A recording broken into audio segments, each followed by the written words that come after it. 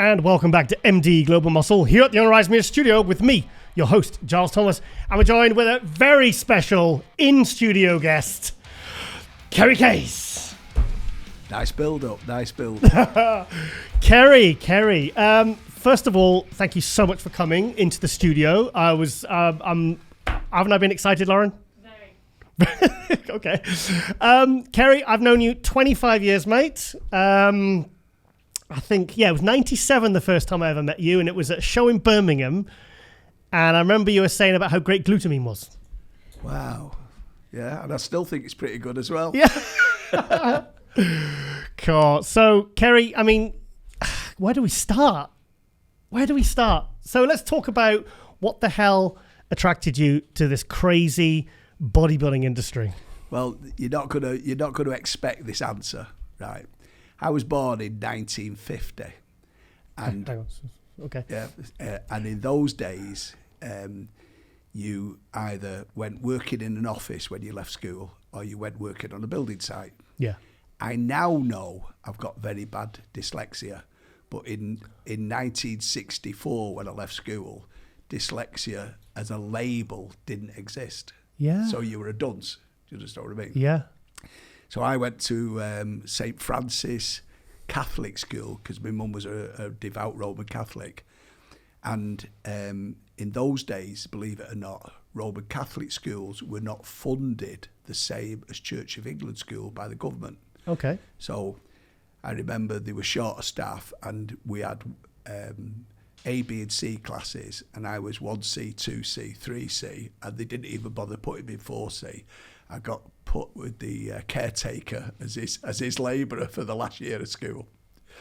So I was destined to work on a building site. Okay. And in them days, not like these days, because it was very labour intensive, there was lots of jobs for building sites, and I managed to get myself as an apprentice electrician. Now, today, I would not be able to pass the written exams to be an apprentice electrician, but in them days, it wasn't as strict. And I turned out to be a very good electrician. But I went working at the age of 14 on, I'll still tell you this place, 7th Avenue Fashions in Piccadilly. Yeah. And there was 2 electricians that were working there, and I'll even tell you the names, Brian Harrison and Ted Fowler, and they were bodybuilders. So I got introduced to bodybuilding at the age of 14. Yeah. Now, Giles, you got to remember, there was no internet and there was no magazines, mate. Think about it. Yeah. So to see a bodybuilder in the flesh, bodybuilders were never on television. There was no internet. There was no magazines, Giles. So think about it. And I saw these 2 electricians, and I couldn't believe it. They were like superhuman. Couldn't believe it. And if I saw them today, I probably wouldn't think much of them. But you know what I mean? So they trained at a gymnasium called Sunfizz in Leatherzoom.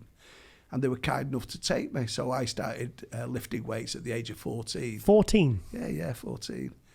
And I obviously did it all wrong. There was no machines. There was, and probably got a lot of injuries in the first 18 months because I wanted to try and keep up with people that it was not possible to. So I got introduced to bodybuilding at the age of 14 on a building site. That's crazy. Yeah. So the thing is, I've actually just remembered, you were big in karate as well. When did the bodybuilding and karate thing kind of come about? I lifted weights and typical Kerry Kayes, I can't stick at any one discipline. So I don't know how I met someone, and I ended up training in a place in Stockport with a third Dan called Jack Tilley. And I ended up after about 5 years getting my black belt, but I'm quite proud of this. I got my black belt under the Japanese Karate Association, so a proper recognised black belt. And Shotokan, but like my Shotokan black belt somewhere will be registered in Japan. You know what I mean? So it wasn't a school hall by somebody. I didn't know there was a difference. Well, same as bodybuilding, and I know you can be NABBA Mr Britain, you can be UK Mr Britain, or you can you can be some school hall Mr Britain. You know what I mean? That's a good analogy. I like that. You think about it. I mean, any Tom, Dick and Harry can hold Mr Britain. And so people could say I'm Mr Britain, but are they truly a Mr Britain? And that's the same in other sports. So so I got my black belt at karate. I've ran marathons. I just never. I took too many roads. Never really got anywhere. You know what I mean? Yeah. Well, you got to do different things. I mean, the thing is, when you're young, you do. I mean, I've tried a lot of different things and different pursuits and hobbies and stuff. And I think you have to find the one that really suits you best. You know? Yeah. Well, I mean, I did Shotokan karate, and I've got the shortest legs on the planet. But once I'd started, I realised that my legs weren't great for kicking. But I had to pursue it. I had to get my black belt. You know what I mean? It was just I couldn't walk away. You know what I mean? So tell us about the whole competing thing, and then maybe when you got the gym and how you really started to make a rise in bodybuilding. Well, I was an electrician, and I married a beautiful. I met a beautiful lady called Jan, my wife, Jan, who doesn't really have a lot of fuss about anything. You'll remember she refused to be in the Terminator. Can you remember that? Hang on, why don't I know this? Do you not remember? I don't know this. Well, my wife is the most, I'd rather be back in the shadows than up front. Yeah. And one year we were at the Arnold Classic. I'd be shocked if you weren't there. And as you know, it's Columbus, Ohio, and I was backstage with somebody I can't remember, and Arnold come, and my wife's not great in crowds, so she had a seat number with some people that we worked with Protein in California. Yes, Phil Connolly's and all them. That's right, yeah. So Arnold comes on stage with Jim Lorimer, and he says, "We're gonna have a raffle." And I'm doing a movie called The Terminator. How old am I? And he says, we're going to have a raffle and the winner gets a part in The Terminator. But don't worry, you don't have to buy a ticket. It's your seat number. Okay. So hang on, sorry to interrupt. This would have been Terminator 2. Because Terminator 2 was made in around 1990. You know something, Giles? I've never known a man that so could. If I ever was on Who Wants to Be a Millionaire, you'd be my phone a friend on dates. You'd be my phone a friend on dates. It was one of the Terminators. Terminator 2. Yeah, so I'm guessing around 1990. Yes. 89, 90. Yeah. So I've got a photograph of my phone. I'll show you. Oh, wow. I'll show you. Awesome. So I knew where my wife was sitting because she's not great in crowds. And I said, after the show, love, I'll come and find you, stay in your seat. So I knew she was in block A, seat row. You know, I knew where she was. So Arnold comes out and gives it block A.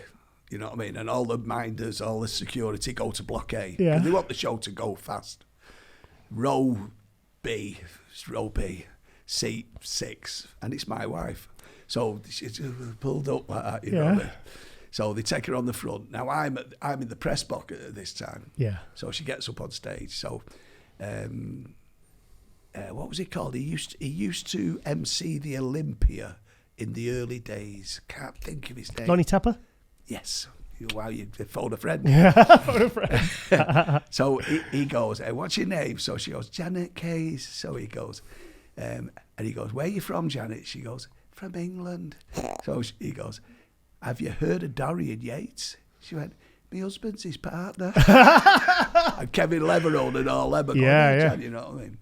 So anyhow, she wins a part in The Terminator. So you got to remember, Giles, there's no internet, and there's no mobile phones.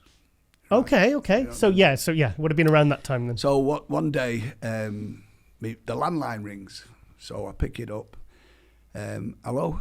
And this lady goes, hi, this is Beth, Arnold's secretary. Is Janet there, please? So Jan, come here, Jan.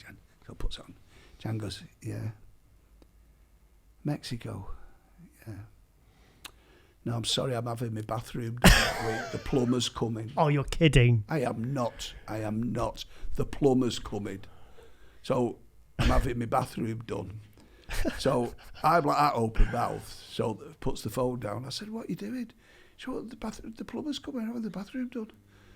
So I said, you know what, Jan? In that office now at Arnold's, they're going to go, what do you do with the bathroom? I said, you could at least said I'm having it refurbished. Yeah. Yeah. I got it.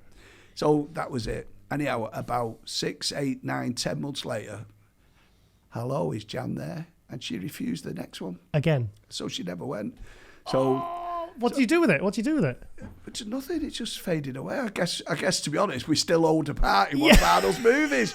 Arnold, if you're listening to this, Terminator 6, Jan Kayes. So she never did it. So Oh Jan's God. always been in the background. You Yeah. know she has. You know Jan. She's never been up front, has she? But what was the reason I was telling you that for? I haven't a clue, Kerry. I'm completely lost in that story. Tangents. Yeah, that's the best way to do it, mate. Best way to do tangents. So, that was right. So I married this. I met this young lady who's a beautiful young lady. At what age? Well, it's an open book, so let's be right. I got married to a lady from Oldham called Sue, and she got killed by a drunken driver. Oh, I remember this, yeah. When I was 27. So we were all in the same group of friends, and Jan had split up from her fella and me and Jan gravitated together. Do you understand what I mean? Yeah. So because then we had 2 kids, so that means we ended up with 4 kids.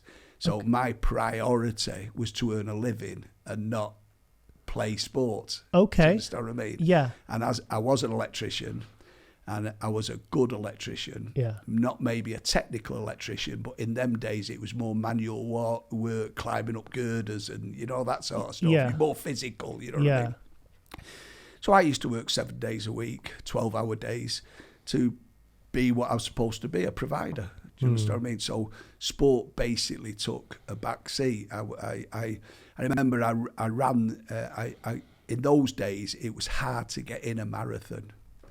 And the very first Piccadilly Marathon, which was the Manchester Marathon, in Manchester, at the time, the local radio station was called Piccadilly Radio, because Piccadilly is a little central square in Manchester. Okay. And they had the very, very first Piccadilly Marathon. And you had to apply. And I'll still remember there was about 9,000. That's all the police and the authority would allow. You know what I mean? Early days. And so I applied and got a space in it. Got a plot in it, but I didn't have time to train for it. I was working at Fiddler's Ferry Power Station near York, doing 12-hour days and travelling 2 or 3 hours a day, and very physical work. But I ended up running it, and I did it in 4 hours 1 minute. Holy shit! Which That's fast. Yeah, I'd not trained for it, but you say that's fast.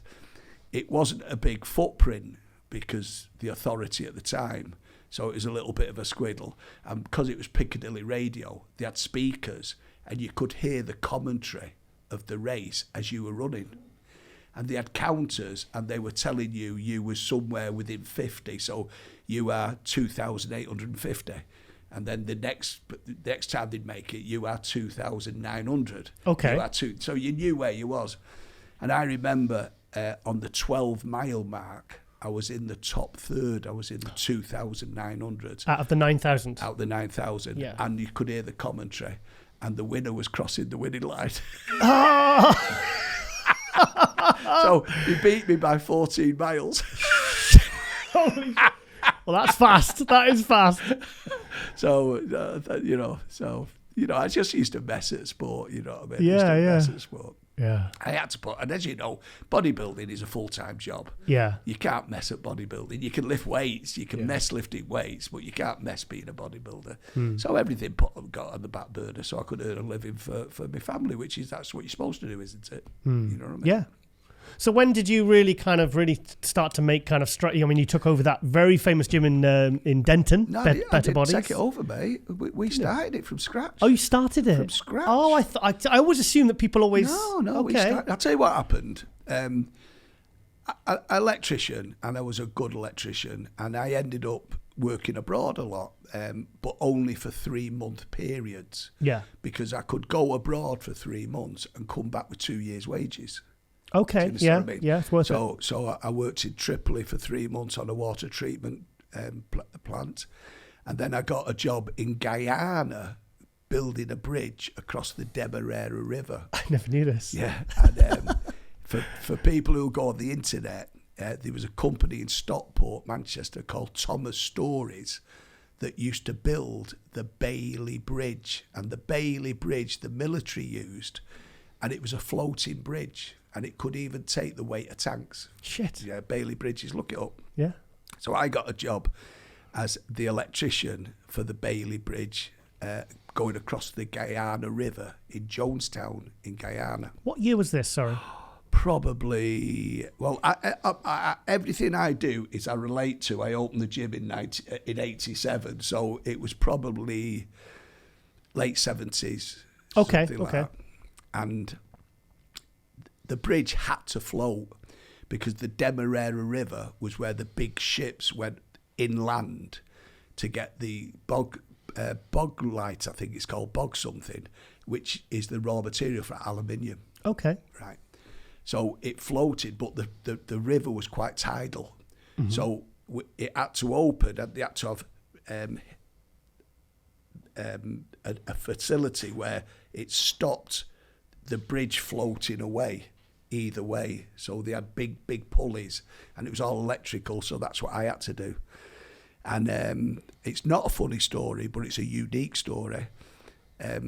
We stayed in a hotel called the Guyana Pegasus. For all your people to look up history, you can look up this. Yeah. And there was something going on about Jonestown. And if you don't ever remember, there was a cult, and he'd moved a lot of people from America, Jim Jones, and he moved them to South America. They're making a film about this now. They've made an old one about it, right? Okay, right? sorry. So they've made an old one. I didn't know they'd make a new one. Yeah. So in our hotel, and I now know. Sorry, Leonardo DiCaprio's playing it. Really? Yeah. Who's playing me? Brad Pitt. I was there. Brad Pitt. I was there. You've got too much hair.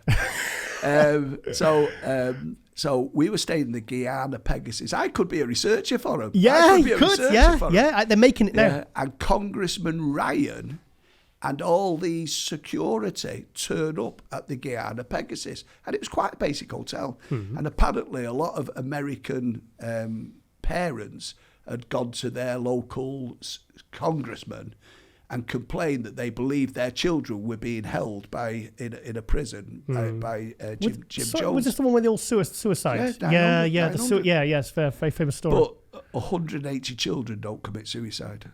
Yeah. Of that 900 and odd, 180 were children. Oh, God. So Congressman Ryan was there, so we used to go back after doing the bridge, and they were American, we were English. What you doing here? What you doing here? We didn't talk to Congressman Ryan, but all these, security. And one day we got back to the hotel at 5, 6, 7 o'clock at night after working on the bridge, and it was bedlam. I said, what's going on? Anyhow, apparently at the time, I now know, Congressman Ryan and a few others had been killed. They'd been murdered. Oh, shit. So what they did, they got a trip out to Jonestown because he'd named the compound after himself. Okay. And somebody shot somebody, and it all kicked off, and they all got killed. And that was the precursor for 900 to commit suicide. And as I said, 180 of them were children. Yeah. So work it out yourself. So it all kicked off. Now that went worldwide, and Jan knows that I was there. Oh, God. Right, but you couldn't. There was no means of communication. It was in them days. Think about, there's no mobile phones. Couldn't send her a text, could you? It was a telegraph. You had to send. Homing pigeon. I'm still alive. Job's nearly finished. Shouldn't laugh, should I? Payday tomorrow. Yeah. Don't worry, you can have that new carpet. Yeah.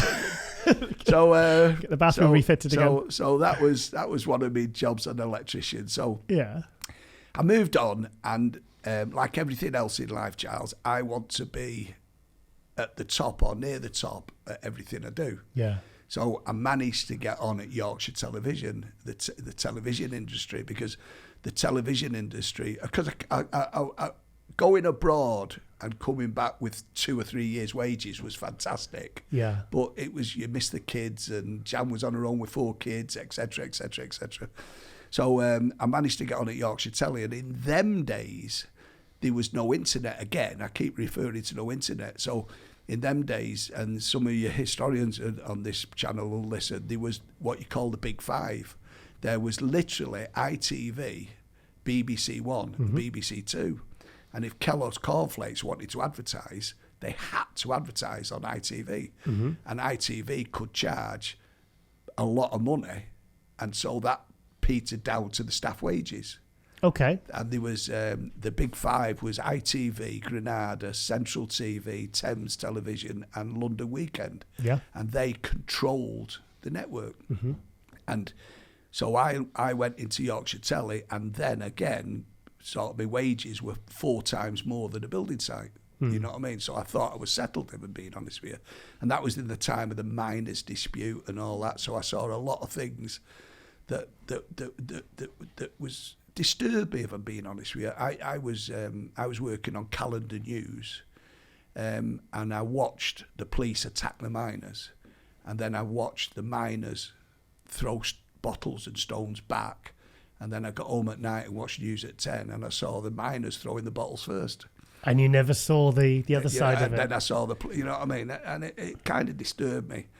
And there was a lot of things that I was working with people who you had electricians going to work with briefcases, you know what I mean? They weren't, none of them were in the real world, and they were slagging the miners, and I thought, this is wrong. And I worked on Emmerdale for years. Did you? Yeah, I was, in fact, one of my claims to fame is I was, and it was 4 o'clock on a Tuesday afternoon, and I worked on the very first countdown.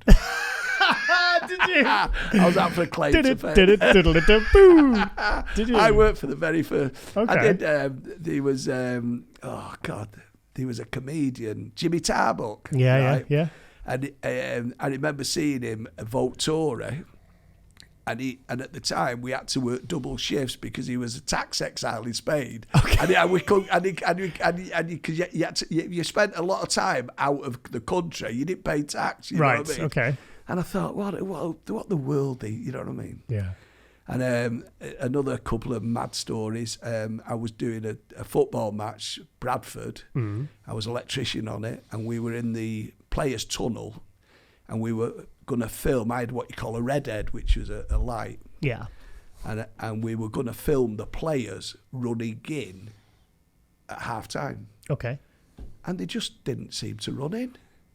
And we were waiting, and when you're behind the camera, one of the no-nos is you don't talk, you know, for obvious reasons, because it was a remote camera that got switched on remotely. Yeah. And they just didn't come in, and I thought, there's something not right here, but it's not my place. Something not right here, it's not my place. No one's taking control here. And I thought, stuff that. And I went, there's something wrong. And shh, no, there's something wrong. And I went out of the tunnel, and I couldn't believe the heat. And we were under the fire. We were under the fire under the stand. Oh shit! And I remember running into the dressing rooms, and I was shouting, "Out, out, out!" Because there was no windows in the dressing room; they were all under the thing. Yeah. And we had to run out of the tunnel with our hands on our heads, and get into the centre of the pitch. And I swear, Giles, you could feel the heat. Jesus. You could feel the heat. Yeah. I remember, there's a picture on the front page of the Telegraph and Argos. Is that still about? I don't know. It's a Bradford paper.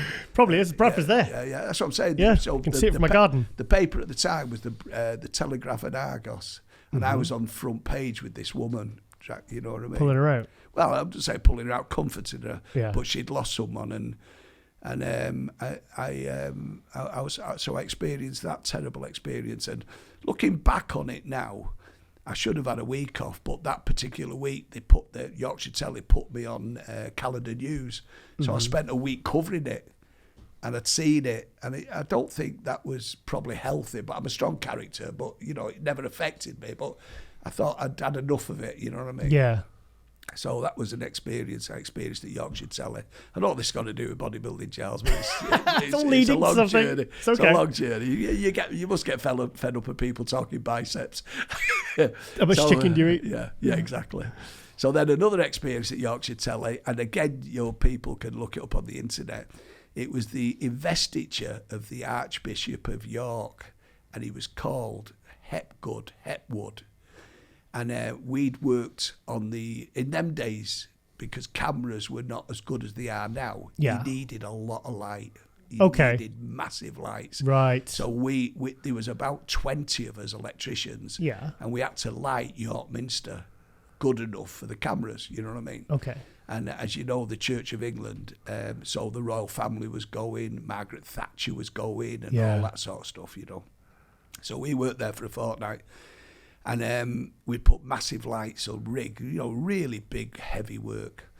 And the 2 days before the investiture on the Saturday, we'd more or less finished. And it then became a technical rig, i.e. cameras and sound. Yeah. And all we had to do was tweak lights, you know what I mean? Mm-hmm. So it was a beautiful summer's day. And we were on the roof because we used to put the cables over the roof, you know, each side of the... whatever you call it. We couldn't have cables going across the sea, so we put cables over the roof. Okay. And there was a bit of a roof that we'd not been, and I was working with a kid called Chris Ely, electrician, who lived in Wetherby, and he went, I wonder, could you see Wetherby from that other roof? So we were just hanging about. We had walkie-talkies, so if we were needed, you know. So we went over the roof to another part of the roof that we'd not been on. Oh, I thought, what's that smell? What's that smell? Oh, no. Yeah. And I walked down, and you got to remember, on these roofs, the gutters are like 2 foot wide. And I found a dead body. And I found a dead body on the roof. And this is weird. And my name's Kerry Kayes, and I was 33, KK. Yeah. And he was Kieran Kelly, and it turned out he was 33. I don't know what the relevance of that is, you know what I mean? Okay, cold shiver down your spine. Yeah, so... But here's the bit. The government, because Margaret Thatcher and members of the royal family were going there, they checked the York Minster, and made it a safe area, almost like an airport. Mm-hmm.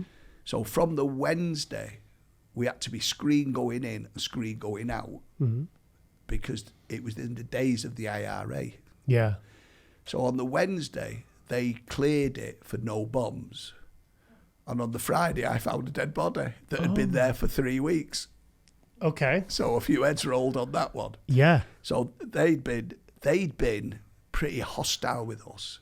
We'd been there 3 weeks as electricians, and they were quite hostile with us. The police, MI5, special squad, no idea what they were called. You know what I mean? Yeah.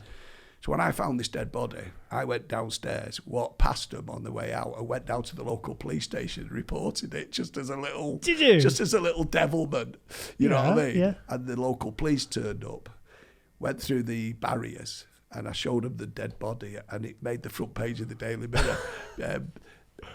A Minster cleared of bombs, but technician finds dead body. Technician finds dead body. Oh my God. So anyhow, so that was kind of my role as electrician. Yeah. And I come home one day and I said to Jan, you know what, Jan, love, I'm like, we're only here once, and I'm going to work every day. And I was travelling to Leeds every day from Manchester. Okay. And in them days, there was no motorways. You Hour and know a what I half, mean? 2 hours? Yeah, right. you know, there and back and all that. So I said, you know, I fancy opening a gym. So there was a mill in Denton. You've been there 1,000 times. Yep. And the top floor of the mill was empty. And in them days, it was a big floor space. It was 4,000 square foot. How did you get the equipment to the top? Manhandled it. Jeez. Manhandled it. Because it's good three. I mean, I think 3 it's floors, 4 four floors. Yeah, because there was a karate on the 3rd floor. That's right, yeah. And on the top I floor. used to train at the karate place. He was called Dennis Tilley. Yeah. I said, let's open a gym. And again, my wife, she's like an incredible woman. I just give her a piece of... I went to the bank. I said, I need X. Yeah, but you'll have to put your house up. Don't forget, we had 4 children. Yeah. And we owned our own house. Well, we didn't own it. We had a mortgage on it. Yeah, You know what I mean? And I said... Big risk, though. A massive risk. Yeah. I was working at Yorkshire Telly on 4 times the wages of an electrician. Yeah. With 4 kids. And I said to Jan, I can't do this anymore. So I said, when you sign that, love, she said, what is it? I said, I'm going to borrow a lot of money, and if we don't pay it back, we'll lose the house. And she just picked the paper. Where do you want me to sign? Didn't even hesitate. Didn't even hesitate. That's my wife. And I wrote all this down to remember. Yeah. So I can probably remember. Yeah. Phone a friend. Yeah. So we opened the gym in 87. I thought it was earlier than that. No. Well, I asked my wife this morning. She said 87, but I'm not going to argue with you. Yeah. because I mean, the first time I kind of heard of you is I got kind of interested in the sport around 1990, started getting the magazines, and then I remember you were the guy that was the one that brought over Lou Ferrigno and Gary Stridham and Mike Quinn and some other people. Well, look, I can see the names listed. I've got a list. Sean Ray. Sean Ray, yeah. That's why I think Sean Ray was the first one I ever brought over. Was he? What year? Might as well start at the top, mightn't you? Yeah, go on. Yeah. What year? So, well, I don't know. You spelt Sean wrong, by the way. I can't remember. I told you about the dyslexia. That's why I worked on the building site. I feel bad. I can't spell his name, but I can get him over to England. You did. And you were the first. Yeah, but we opened. But again, it always was in my head because, again, no internet. What was in your head? Bringing people by association to advertise your product. Yeah. So at the time, if you remember, Frank Richards. Would you remember Frank Richards? Yeah. I think Frank... Cat's Gym in Wigan. Yeah, that's the one. Yeah, I think Frank, at his best, got about 8th at the Olympia. Come on. 85. God, look at 1985, he took 8th place. Am I right? Yeah. So... he was amazing. Wigan from Denton, 25 miles. So I thought... Wigan, yeah. So I thought, well, I'm opening a gym. My heart was in bodybuilding, but you can't rule fitness out because, you've got to pay the rent. Yeah. I've got to keep my house. Yeah. 4 kids. No, I didn't mind getting rid of them. Joke, that's a joke. I know. So I got hold of Frank Richards somehow. Drove to the gym in Wigan. Because don't forget, there was no internet. People don't realise how hard it was. Yeah. So I got hold of Frank Richards. And if you remember... He'd been physically attacked by a knife at the time. And Walter O'Malley was there with him. There was some O'Malley's gym. Yeah, there was some sort of argument about doors or whatever. Yeah. And he'd been slashed across his back. Yeah. So I said to him, I'm opening a gym Sunday or Saturday afternoon. Can I put on my poster being opened by Frank Richards? And I'll pay you X. I can't remember what it was. Yeah. And he agreed, and he turned up, and Frank Richards, so all the bodybuilding, and I put, all he did was posters in them days. Yeah. There was nothing else. Yeah. So I put posters near every gym that I knew of. Mm-hmm. And so we had an opening day. Jan, God bless her, did biscuits and cakes and all that. And we had a right turnout. Did you? Well, people again... Where would you meet someone and ask questions? Because like you said, in them days, it was just about had magazines, and it was like to see those, and especially eventually you brought over Americans. That was a big... I mean, I do the tours. I brought over Phil Heath, Brandon Curry. Well, you know that, don't you? It's like, I mean, but I can imagine what it was like 30 years ago. You know when I phoned, because I phoned him, there's no emails in them days. When I phoned Phil Heath to bring him to England, he didn't own a passport. Has he told you that story? No, he didn't. He didn't have a passport. So when we did the Phil Heath tour in 2019, he said, I mentioned your name came up and he spoke very highly of you. And I said, well, I've got Kerry's number. Do you want to give him a ring? So we rang you in the car phone. I think we were actually in Manchester. That's right. We'd just done a training video with Jordan Peters. Yeah. Like a 2-hour filming session. He said, let's ring Kerry. We rang you. Phil, I phoned Phil up. I'll tell you what it was. 2006. Peter McGough. No, it wasn't 2006. 2006. Peter McGough. So I phoned Peter. Do I've gone Cantangia. I phoned Peter McGough up. Yeah. I said, Peter, I keep bringing people to the Northwest because I ran the qualifier for the EFBB, of course, who became the UKBFF Bodybuilding Fitness Federation. Northwest. The Northwest. And I ran it at Parole for 20 odd years. And I kept bringing bodybuilders over. It's the same venue? Yeah, same venue. Was it? I've been there, yeah. And they were out of shape. I remember bringing Chris Cormier over once, and it was in May. Yeah, and I was embarrassed. Oh, no. He stood on stage. I was embarrassed. And then in the September, he got third in the Olympia. 99, he did the UK tour with your company. I heard some stories about that. I've spoke to Chris about that actually off camera. He just laughed. So anyway, I said to Peter McGough, Peter, I want to bring someone over that's hungry, that'll enjoy it, and who'll give him a chance. Yeah. So he said, there's a kid called Phil Heath, Kerry. He's gonna be good. That's what Peter McGough said. Yeah, he just won the USA in 2005. Yeah, he's gonna be good. Oh shit. So I phoned this fella up, said, hello, my name's Kerry Kayes, and you know what, I'm going to be a big head here. He said, I've heard of you, because I was bringing them all over. You were. You know what I mean? You were. So you were very well known by this point, Kerry. So I said, would you like to come to England, guest pose at a qualifier? I said, I'll pay all your expenses, and I'll give you, and I think it was 2 or 3 grand, right? Okay. Right, and his exact words were, I've not got a passport. And I said to him... 2006? Yeah, I said, have you never been out of the USA? He said, never. I said, well, now's your chance. Come to England. Yeah. I said, I promise. And he went, I know you will. The pros speak here. Do you understand what I mean? So he went... I'm going to show you something on the screen in a minute that's related to that. So he went and got him... He applied for a passport. Did he? So you think about it now. It wasn't for me. Phil Heath would never have been anywhere in the world. Shit. So that was... Can you remember the year? 2006. 2006. Well, he hadn't done a pro show. Yeah, because he'd not done a pro show. He turned pro in 2005 and he competed 2006. Right. He'd not done a pro show. Yeah. So I remember. I remember it well. I remember seeing the magazines. So I opened Better Bodies with Frank Richards, and then I remember, and I'll tell you what, again, this is right, and it was so. That was a Sunday, Saturday or Sunday, and we officially opened on Monday morning, 10 o'clock till 9 o'clock, talking 87. And it was all cash in them days, remember? There was no credit cards. Or there was, I presume, but yeah. The paper. Yeah, the paper. Yeah. And I remember we took £900. Bloody hell. On the Monday night in 87. And I thought, wow, I've done this right. What was the money for? Well, memberships, people were joining. Memberships. But people were joining for 12 months, 6 months. So you saw the value in bringing these stars to your gym. So that's where it started. And then so I put the list up. So I will have forgotten some of these, but Jorgen de May, you remember Jorgen de May? Barry de May's brother. Yeah. He came with Mike Quinn, Sean Ray, Gary Stridham, Ron Love, Bob Paris, Lee Labrada, Samir Bannout, who's the biggest pain in the ass I've ever met.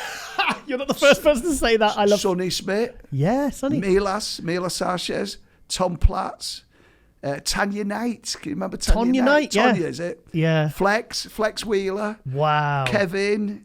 Ian Harrison was from Bradford, so that wasn't a big trip. Yeah, pay your bus fare. Vince Taylor, Marcus Rue. Wow. So I brought them all over. Nothing to do with the Grand Prix, that. Yeah. I brought them over every 3, 4, 5 months. And I didn't realise you did that many. Oh, I did loads. Because I've been to your gym and I've seen all the pictures. And I've seen Gary Stridham, Sean Ray, Lou Ferrigno. Yeah, Lou stayed with us for a week. Tell us about what like you said, Samir was a bit of a pain in the ass. I mean, I love Samir, but he's a character. Well, I'll give you an example with Samir Bannout. I hired Hyde Town Hall, which is 2 miles away from where Ricky Hatton's from. Ricky's got a gym there. And the seminar was 7 o'clock at night. And I'd done it with a couple of people, and the day before, I think it was Nottingham, and I'd arranged he was doing a seminar in Nottingham. The day after was Leeds. Mm-hmm. So I turned up at the gym at 1 o'clock on the day of my seminar. Yeah. 7 o'clock seminar. Okay. And I said to the gym owner, I can't remember, I said, where is he? He said, I've got a clue. He said he had lunch. He went, I'm going for a walk. So I sat in the gym till 5:30. My seminar in Manchester's 7 o'clock. Oh, shit. And don't forget, no mobile phones. Yeah, so I'm on landlines trying to tell Jan. You know what I mean? Jan's there trying to defend the fort. Oh, no. So he turns up at 5:30. I went, Samir, I've got to get you. I need something to eat. You know what I mean? So I drive like a lunatic across the moors. He wants to go to the hotel first. I went, you can't. You can't. So I got to the venue. Yeah. And the guy that was fitting the sound system hadn't turned up. So I couldn't do anything about it. Yeah. So I get him on stage, an hour and a half late. I managed to get a little portable mic that went into a speaker. Yeah, yeah. And he kept talking, and his hand must have got tired. He kept dropping his hand. Lift your hand up, Samir. Lift your hand up, Samir. Anyhow, his hand got tired. The deal was an hour and a half seminar, an hour seminar, and your guest post. Yeah. So it was a big turnout. But don't forget, I'd had Gary Strider. These things sort of snowballed. Yeah, there's an expectation. People knew every 3 months. They knew what to expect. It's going to be good, yeah. Which meant you got a decent audience. So I think, don't quote me on it. Well, you're not going to do. But I think I was paying him something like £600-700, which doesn't seem a lot now. But believe me, in them days it was plenty. So he says to me, he goes back and he's to take his clothes off, and he blackmailed me. He went, "You got a good audience." So I said, "Yeah." He went, "I want an extra £100." Only that's well, it was So I went, "Samir, we've agreed a price." He went, "Well, I want £100." Now I was in the mode, the show must go on. Yeah. You know what I mean? Yeah, yeah. So I went, "Okay, £100." So he went and guest posed, and he was in great nick. He was in good nick. And it went down well. It was over. Now, I always took him for a meal afterwards. And there was a restaurant in Manchester that was like a Turkish restaurant where you could get fancy food or you could get plain chicken, plain rice. Clean, you know what I mean? So I give him but I'd booked a table, so I was annoyed, but it was like, put it to bed, Kerry, put it to bed. Yeah. Went for a meal. He's having a meal in this Turkish restaurant. Obviously, he looked dead big. The waiters were in awe and all. What does he do? Gets up and guest poses in the restaurant for free. You know what I mean? I had to pay for the meal. Yeah. And he wants another £100. The next day he was going on and all that, and I thought, fuck, I'm going to belt him, honestly. Yeah. And a bodybuilder called Pete Bove, I know you remember him. What's his name? Peter Bove. Peter Bove. I don't recognise the name. Pete, well, he competed a lot. Okay. Pete stopped me banging him, to be honest. We went at it. And that's my experience. Then a lot of years later with Dorian at the Mandalay Bay, and there was Leroy, who was always Dorian's main man, but people knew me through Dorian and not through anything else. Having said that, I did all these shows. He'd come up trying to be dead nice to me.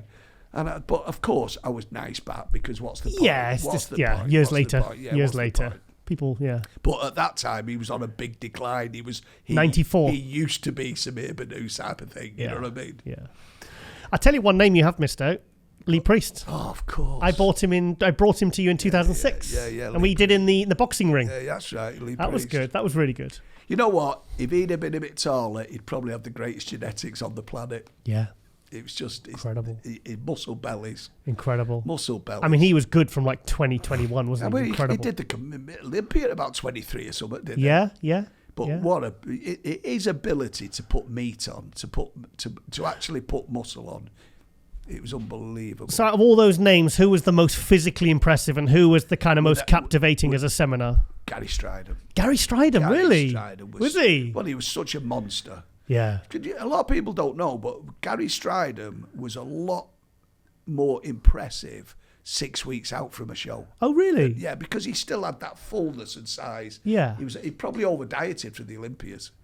And he was very, very professional. Very, very. Okay. He knew how to tell a story and sing a song and give the fans what they wanted. Wow. He was very, very professional. He came to our house, Gary, with his wife. I can't remember the lady's name, but she ran off with all his money. Oh God! Can you remember? He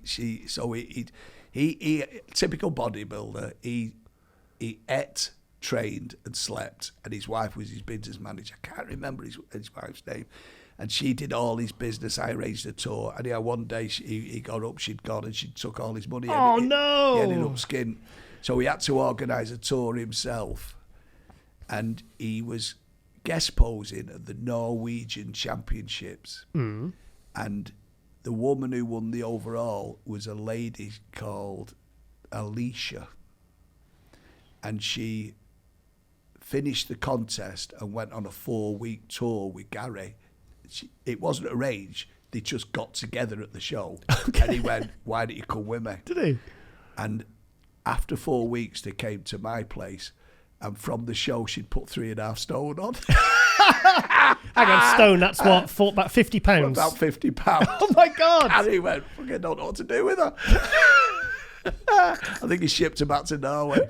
Shipped her back to Norway. So what was, because I've always, one bodybuilder I wish, if I could go back in time, and I'd love to see in seminar, would have been Tom Platz. What was he like? Tom Platz, I can't remember whether I called it or I don't remember picking him up from the airport, but we had him on at a nightclub in Wigan. Was it Wigan? And, oh no, I tell a lie. I went to see him at a nightclub in Wigan. Okay. And then a year later got in touch with him and brought him to the Riverside Club in Manchester. Yeah. Where Gary Stride and Bob Paris, they were all, I used to hire the Riverside Club midweek because it was one of them Thursday, Friday, Saturday, Sunday clubs, and Monday, Tuesday, Wednesday it was empty. It was empty, yeah. You know what I mean? Okay. And I remember I picked him up at the hotel and he got in the car and he had a suit and tie on. A suit and tie. Music and to my ears, he this, was mate. immaculate. Yeah. He looked better than when I got married. You know what I mean? Yeah. You know what I mean? And and I thought, well, you know what? Right, so he gets on stage, did a very, very professional seminar. And then I thought, the format used to be seminar, they'd go backstage, Come out. they'd pump up, Yeah. put a bit of oil on, whatever. So he went, so do you want to see me pose? You know what I mean? And they all went, yeah. So I thought, what's he doing? So he just took his trousers off, right, Yeah. which was his legs. Yeah. So Crazy quads. which was more dramatic. And he had his posing trunks on instead of underpants. Okay. Does that make sense? Yeah, so yeah. he took the suit off. Nice. Like that. And he's just ridiculous. But he started off with his legs for obvious reasons. Yeah. You know what I mean? Oh, I just wish I could go back because I remember watching the videos when He was a very, very professional, well-gritted. He was almost like a managing director in a boardroom. Yeah. You know what I mean? Yeah. That's the best way I'd say about him. Who did you get on best with? I got on quite well with Gary Strider. Yeah. I got on quite well with Gary Strider. I'll tell you a story. Bob Paris. Bob Paris. Right, yeah. Did a seminar with Bob Paris. Again, tremendously professional. And at the end of the seminar, this man come up to me. It ended up, he was a mate of John Hodgson's, this fella. Okay. I can't quite remember his name. I apologise. I know he was a joiner. Right. Yeah. And he said, a mate of mine's in a coma. And his hero's Bob Paris. And he's in a coma at Manchester Royal Hospital. I wonder would Bob Paris go and see him? So I said, well, it's not for me to say yes and it's not for me to say no. Yeah. I can only ask Bob Paris. So I asked Bob and Bob went, yeah. He said, but it'll have to be very early, Kerry, because I'm going to London. I was handing Bob over to someone else. Okay. You know? So, excuse me if I get emotional, because it really made me emotional, this. So, Bob Paris went to this hospital bed and sat with this kid that was in a coma for about half an hour talking to him for no reason. There was no internet. He wasn't selling himself. He was doing nothing. Yeah. And now the next day, the kid come out of a coma. No. On my children's life. On my children's life. And that's what Bob Paris did. Yeah. Oh, my God. You know what I mean? That's incredible. And you know what? I was at the Night of the Champions 15 years later. And I was walking down one of the streets in New York. And I saw this immaculate man. And I thought, is that Bob Paris? And I went up to him. I went, Bob. And he went, Kerry. And he was fully dressed with a collar and tie on, so I don't know. But I bet he was 80 pound lighter. Yeah. He was not a bodybuilder. He slimmed, yeah. He was not a bodybuilder. He slimmed right down. Yeah. But he was immaculate. Everything in place. And I remember, if you remember at the time, he was gay. Yeah. He was one of the first. He was the first one openly gay bodybuilders. He was the first one to come out, wasn't he? Really? Yeah. Good luck to him. Good luck to him. Yeah. Good luck to the man. And his husband or partner was Rod Yeah, they got married. Because he wrote the book called Gorilla Suit. Oh, and then that was a huge... But was he called Rod, his partner? I think so. Right, Rod. Yeah, I remember in the magazines. And I remember he was a bit of a heartthrob with the girls. And in them days, it was, I don't know, it was open to the general public that he was gay. I don't know. Yeah.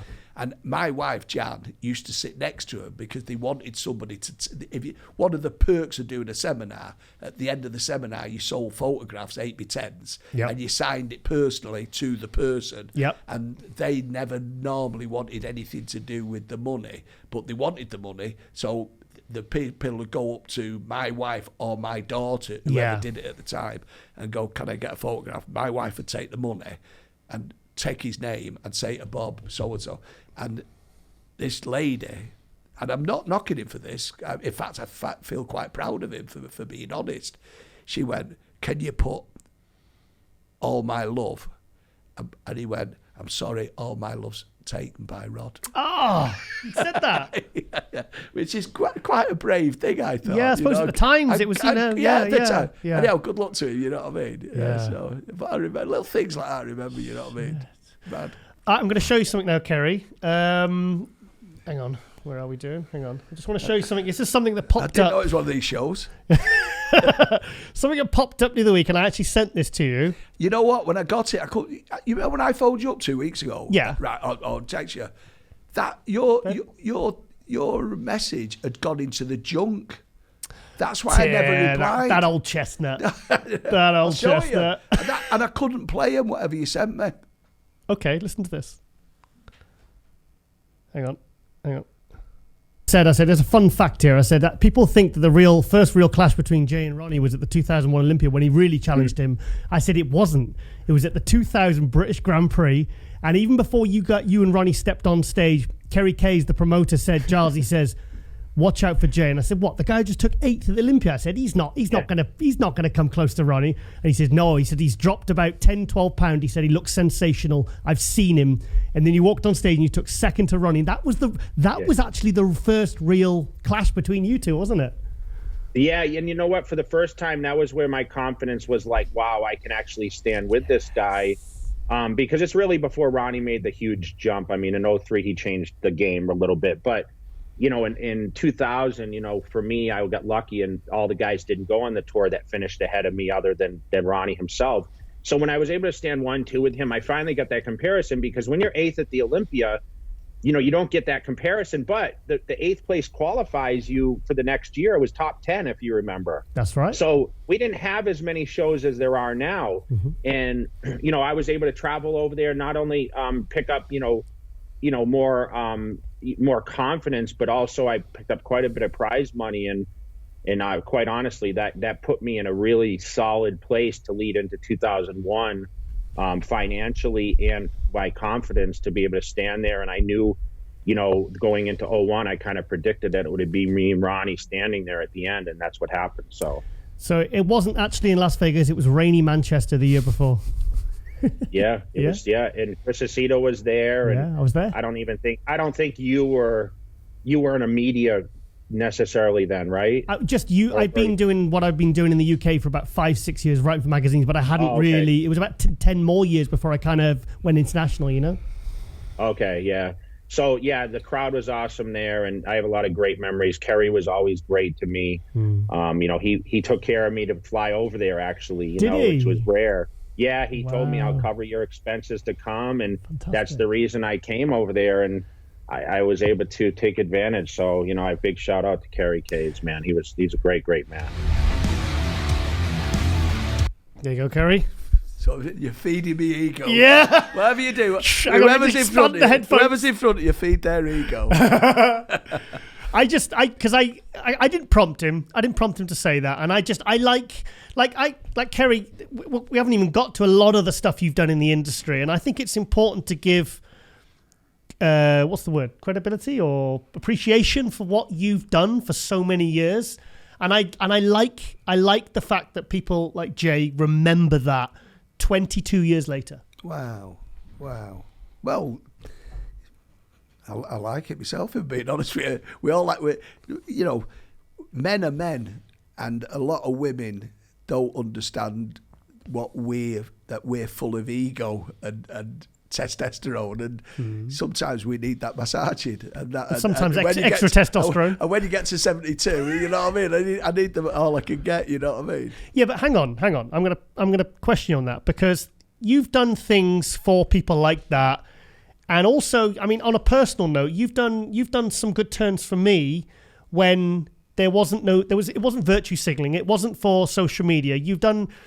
I remember that. I'm going to talk about. I wanted to talk about this at the end, but I'm going to talk about it now. Well, obviously we spoke in the kitchen about, a bit of troubling time around 99. And I remember in 2000, I came back, that same year, I came back from Cyprus and I was on my ass. I was completely on my ass. And I came to see you and I went to see John Citrone, and you put me up in a hotel, and you said, you picked up on something. And you said, and it was at your offices, and there was a lot of people around, and you called me and you said, Giles, just come in the office a second. And I thought, oh, what have I done? And you said to me, Giles, are you all right for money? And I smiled and I said, no, I'm absolutely fine, Kerry. And you went, you're lying. And you were right.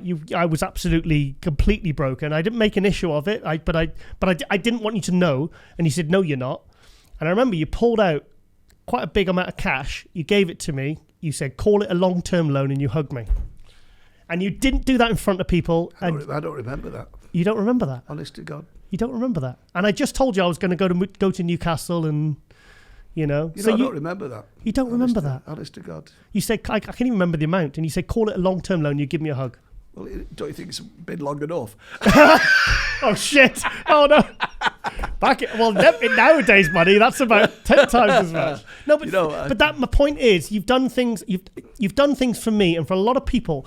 And I hope people don't have short memories, Kerry, because you've done a lot for a lot of people that maybe sometimes I hope has never been forgotten, is what I'm trying to. I probably haven't put it as well as I wanted to. No, it's been put. I feel good about it. Thank you. You know what I mean? So that's good enough, isn't it? I don't, honestly, Giles, I don't remember that. God's honest truth.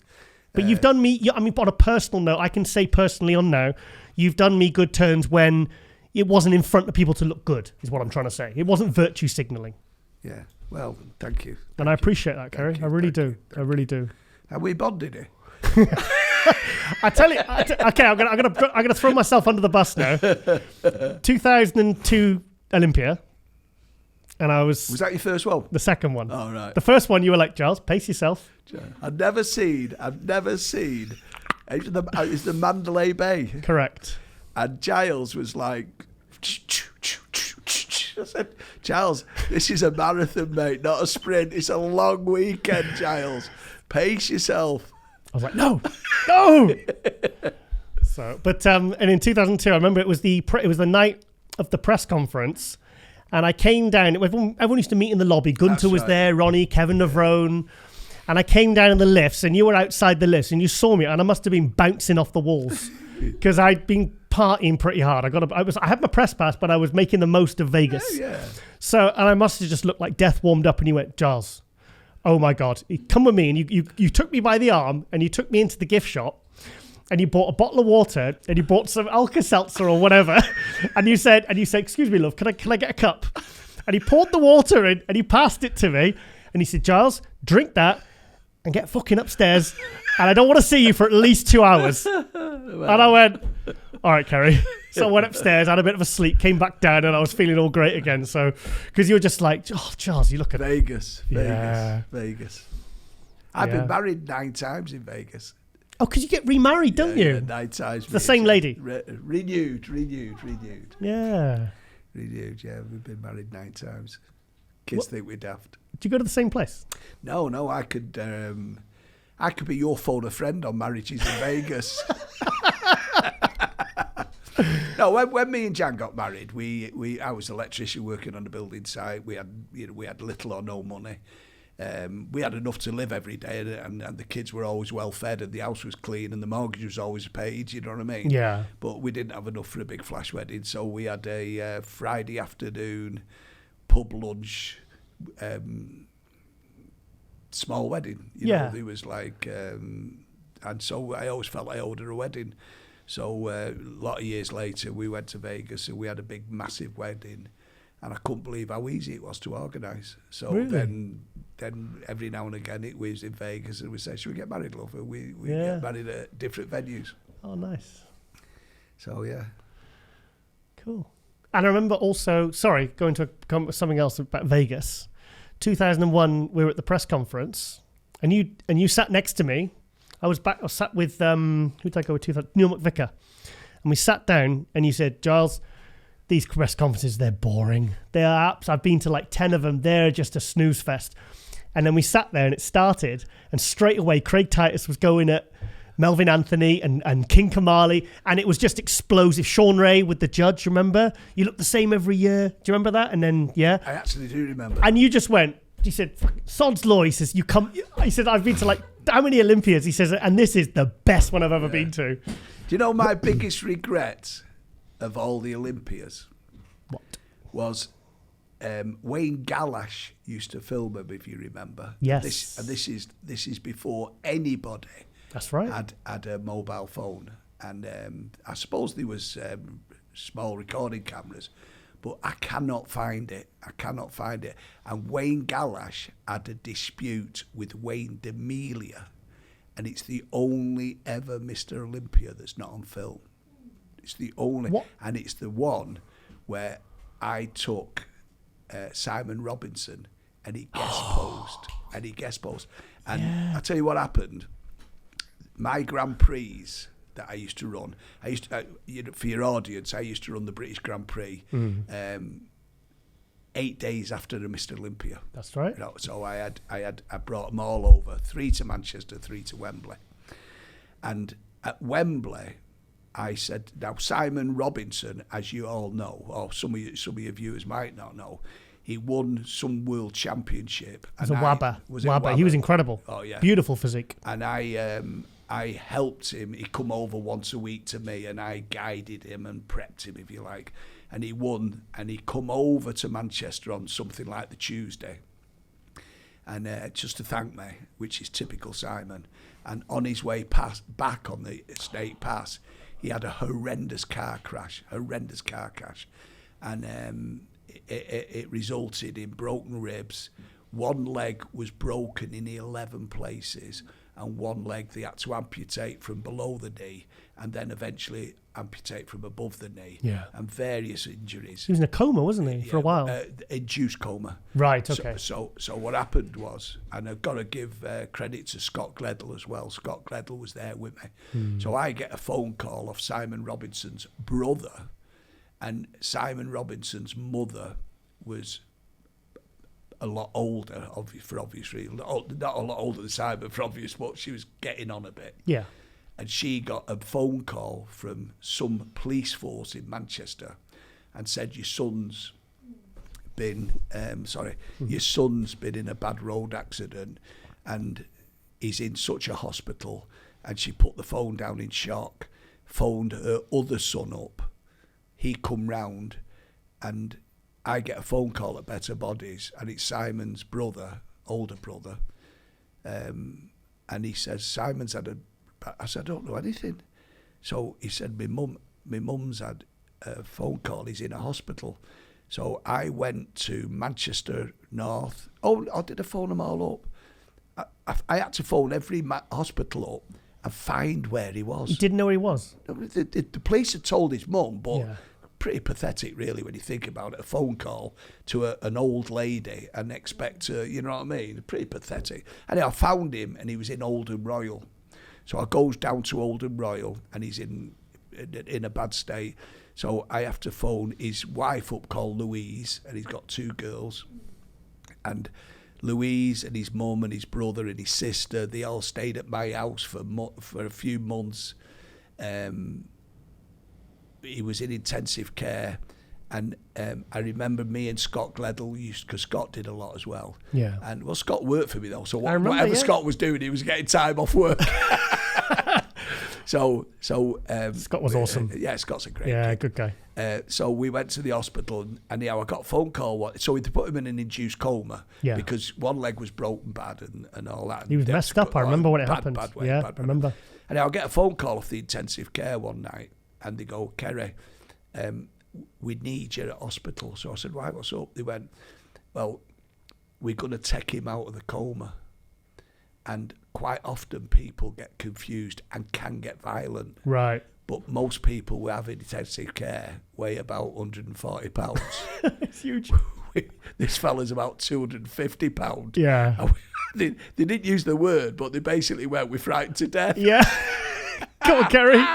So me and Scott went down there, and Scott sat on one side of the bed and I sat on the other side of the bed for about 12 hours. We took it in turns going for a wee. So you had to, as they brought him out, because obviously he doesn't wake up straight away. Yeah, exactly. Yeah. So Simon wakes up. Now, don't forget, he's the world champion on Sunday, and he's driving home on Tuesday, and next thing, he's waking up. Yeah. So he goes like that. Now, his leg that was broken was in traction. Yeah. And he had a white sheet on. And Scott had gone to the toilet, I think. So he starts going like that. So I go, Simon, it's Kerry. Simon, it's Kerry. So he focuses in on me. So he pulls his leg with the traction, and he can't pull it because it's on traction. So he pulls his other leg, and it's been amputated from above the knee. Oh, my God. And it just comes up, and he looks at his leg like, can I swear? I don't know. Go for it. What the fuck? You know what I mean? Yeah. So I immediately know that he's gone, what the fuck? So I lean over and put my arms around him, and I went, Simon, you've been in a road traffic accident. They've had to cut your leg off. Yeah. So I'm emotional now thinking about it. And he went, and when they'd phoned me up, his sister and his wife Louise were waiting in the corridor. They wanted me and Scott to be there for the wake up. Yeah. And only when he knew where he was, they could come in. Okay. Does that make sense? Yeah. Yeah. So I said, Simon, and he was like, and his face was in horrors. And I went, Simon, it is what it is. You've lost your leg. It's another journey. And I went, Simon, you've got to be strong, mate. Louise and your sister's outside. You've got to be strong for them. And he just looked at me and he went, and nodded. God's honest truth. I went, can I bring him in? He went, yeah. And I brought him in. And it was all emotional. And I remember that. So to move on, the next Grand Prix, he came in on a wheelchair. A year later, he came in on crutches. That's a right. year later, Yeah. he walked in. And a year later, he guest posed. Yeah. Right. And I told this story on stage. I was there. Right. I was there. And Wayne D'Amelia, who at the time, people don't know, ran the Mr Olympia, Yeah. said to me, Kerry, he's got to guest pose at the next Olympia. Yeah. So I said to Wayne, can I be cheeky? Will you pay for his wife as well? Yeah. And he went, of course I will, Kerry. So we went to the Olympia. 2002? Oh, I don't know, mate. I'm useless. But it's the only ever Olympia that was never filmed. The 2002? I'm telling you. I was there. You look, you two are technology mad. You know everyone else. Reach out to your viewers and say, anybody got, and you won't get it. Yeah. I had the techie people at CMP try it. Right. Right? And so I stand on stage. There's me, Arnold, Yeah. Joe Weider, Yeah. and Simon Robinson sat in a room backstage. And Arnold comes in last. And I always remember, and Arnold just sat down, and Joe looked at Arnold, and Arnold looked at Joe, and not a word was spoken. But they both just went and nodded to each other, that warm nod. Yeah. And Joe was getting on then. And Arnold just sat down next to Joe and put his hand on Joe's knee, like a proper friendship. Yeah. And then reached out to me and reached out to Simon because they knew the story. And then Wayne said to me, Kerry, I said to Wayne, can I be backstage with Simon? He went, fucking hell, Kerry, of course you can. So he said, I want you, Kerry, to introduce him like you did at the Grand Prix. So I went, he lost his leg and la, la, la, la. Yeah. And Wayne said, 2 minutes. It's got to be 2 minutes. Now, as you can tell, I can talk. But I thought it had to be 2 minutes for television. I didn't know it could have been 15 seconds either way. Yeah. So I had to like give it a 2-minute thing. So it was like, you know what I mean? Yeah. And I remember Sean Ray was crying. Was he? Oh, mate, the audience cried. Sean Ray was crying, proper crying. And they were all crying. And then I went, and here he is today, Simon Robinson. And he looked fantastic. And he had a false leg. He looked as good as he did when he was competing. Minus a leg. Yeah. 2002, do you remember? And do you know what this is opposed to? That's the way it is. I remember. That's the way it is. Because he walked out. I remember, and everyone just went crazy. So I'm on stage with Arnold, Joe Weider, announcing, right. And I'm not on Instagram. I'm not on Facebook. I don't sell myself, as you know. Yeah. But that is something I would like to see. Yeah. And it's the only Olympia never filmed. It's the only Olympia never filmed. Wow. It's the only Olympia never filmed. And I remember the 2002 because that was when you brought, and then all the guys came out with them. That was at my Grand Prix. Hang on a minute. I'm trying to get the year right. Was it? Oh, don't ask was me. Was it Dexter Jackson's first pro win? And Dennis James. Dexter Jackson's first ever pro win 2002. was my show. 2002. Was that the one That's when... my claim to fame. Was that and when he'd done 40-odd shows. He has, yeah, 99. Dexter had done 40-odd shows, and his first ever pro win was mine. Because it was... My win, my show. It was close between him and Dennis James, I remember. And Chris Cormier, I think was... Ernie Taylor. Yeah. You know, I talked Ernie Taylor into doing a qualifier for the EFBB. 95. I said to 95. Ernie was nabber, and I went, Ernie, you'll make a good IFBB pro. And he went, no, Kenny. I went, Ernie, there's a show this weekend at Oldham. Dave Simpson, I think, was the promoter. I said, do it. Anyhow, he'd done it at the Oldham. 2 weeks later, he did the finals and got his pro card. I was there. I was sat next to Kevin Horton with my camera. I had a press pass for GQ magazine. And it was 20 heavyweights, and then all the heavyweights were good. Yeah, yeah. They were all incredible. I talked him in. I talked Ernie Taylor into doing the, at the time, it was the EFBB. That's right. That later became Wembley. the UKBFF. Yeah. Wembley, where you put your show at the Wembley Conference Centre. Yeah. So, mad. Lenny Sinclair was second. Jamo Nazar was third. Jamo Nazar. Sean Day. Well, I managed to get Jamo Nazar his pro card. 99. I said to Bill, he actually got second, you know, Jamo. He did. I said, come on, Bill, we've got to give him a pro card. And I got him his pro card. Yeah, I was proud of that. Yeah. Kerry, I think we'll stop for a little break for a coffee, and we'll come back, and then we'll want to get more into about the Grand Prix and some other things. If you get me on caffeine, I'll never show up. Okay, guys, we'll be right back after the break.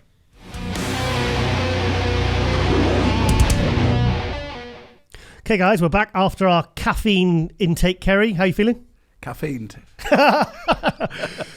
Right, Kerry, now I want to get into because I mean, you were an amateur show promoter for 27 years, or the EFBB Northwest UKBFF, but then you decided in 99 you wanted to get into, because up to 97 we had the Grand Prix Tour promoted by Wayne D'Amelia. Wayne D'Amelia in Nottingham. That's right. And then 98 there was no Grand Prix, and then in 99 you hit the ground running, which... Hang on, I'm going to play this here. Let me just play 30 seconds of this. Let's just have a look. This was Kerry's first ever pro show that he promoted.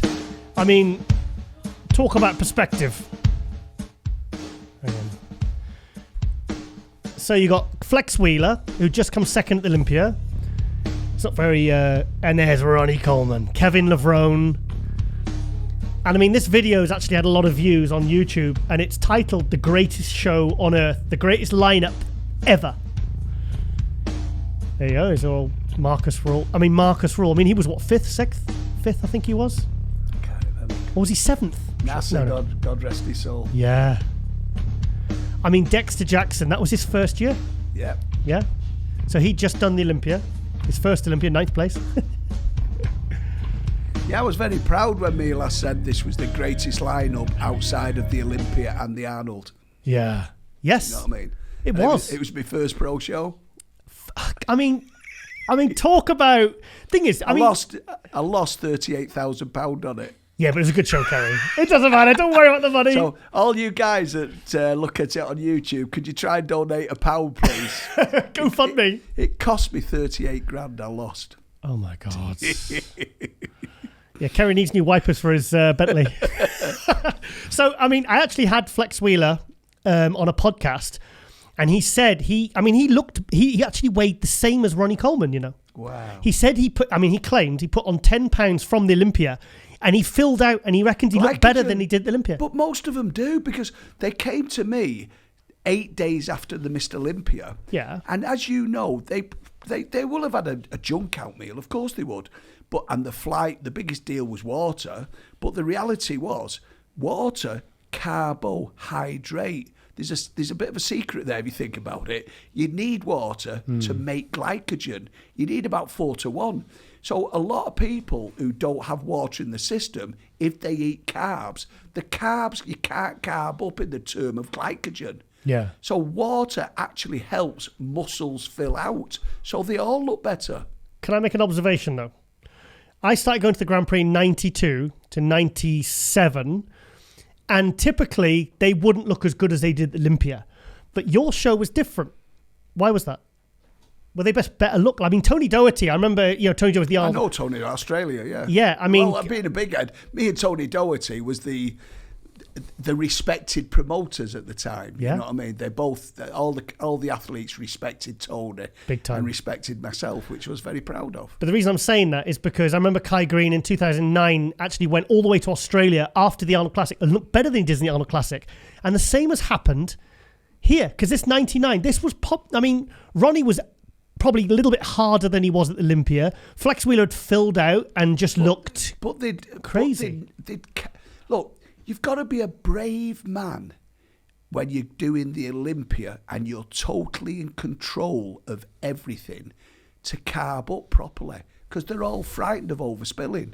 The reality is they lost control of their diet because they were on airports and planes and hotel food, and they carved up by accident better than they did at the Olympia. You've got to be a brave man. Do you think also the pressure's off as well? Because it's the Olympia and now the Grand Prix, we can just, relax a bit and there's maybe a bit of stress cortisol. levels there, cortisol, yeah. But the reality is, your viewers, a lot of them who've competed will sit back and go, you know what? I did look better on the Tuesday than I did at the show. Yeah, but is that psychological? Do we really look better? I think with guys this much... They look fuller. I think guys with this much mass... I think sometimes if they like Flex Wheeler actually looks, because he's filled up by 10 pounds. He said he was 256 here, 246 at Olympia.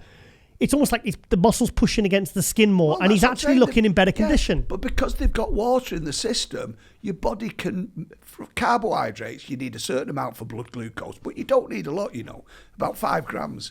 Everything else should get stored as glycogen, but your body cannot store glycogen without water. It cannot store it.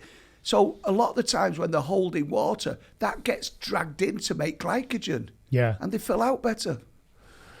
So I remember, when Dorian retired from the Olympia, and everybody was saying, who's the next Mr Olympia? And Flex Wheeler was up there, and Kevin Leverone and all that. And I went to the Night of the Champions in the May. Yeah.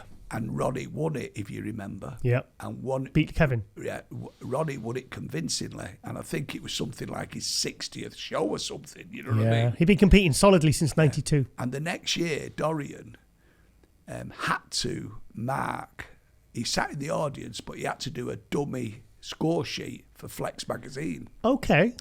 And I was there with Dorian, me, Jan, Debbie, Dorian, and Dorian was not used to sitting judging a show, because he wouldn't be, because he was normally on stage. Yeah. And before we got there, Dorian went, do you think it'll be Flex? Do you think, was Sean still competing? I can't quite remember. Sean was still competing, yeah, he was 5th. And I said to Dorian, no, Ronnie Coleman will win it. You said that? I swear to God I said it. And Dorian went, Kerry, he's been competing, everyone's beat him. I said, Dorian, I saw Ronnie Coleman at the Night of the Champions, and I've never seen him. Don't forget, there was no internet.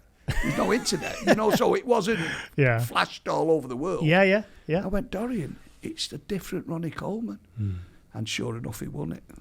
I mean, fair enough, Chad Nichols told me that Like, Really? but he said to everyone, he said, look, I've seen the photos from the weekly update pictures. He says, but the thing is, he had access to Ronnie every single week. You just saw him at a show several months. I saw him at the Night of the Champions, and I could not believe. And again, but that's 4 months before. Yeah, but it was a different Ronnie. Yeah, it was a different Ronnie. I don't think I must have seen Ronnie compete 20 times. Yeah, and Ronnie was a middle of the road, decent pro. Yeah. But Top 6 guy. At the Night of the Champions, it was, what on earth's he done? You know what I mean? Yeah. And honest to God, I said Ronnie's going to win it, does.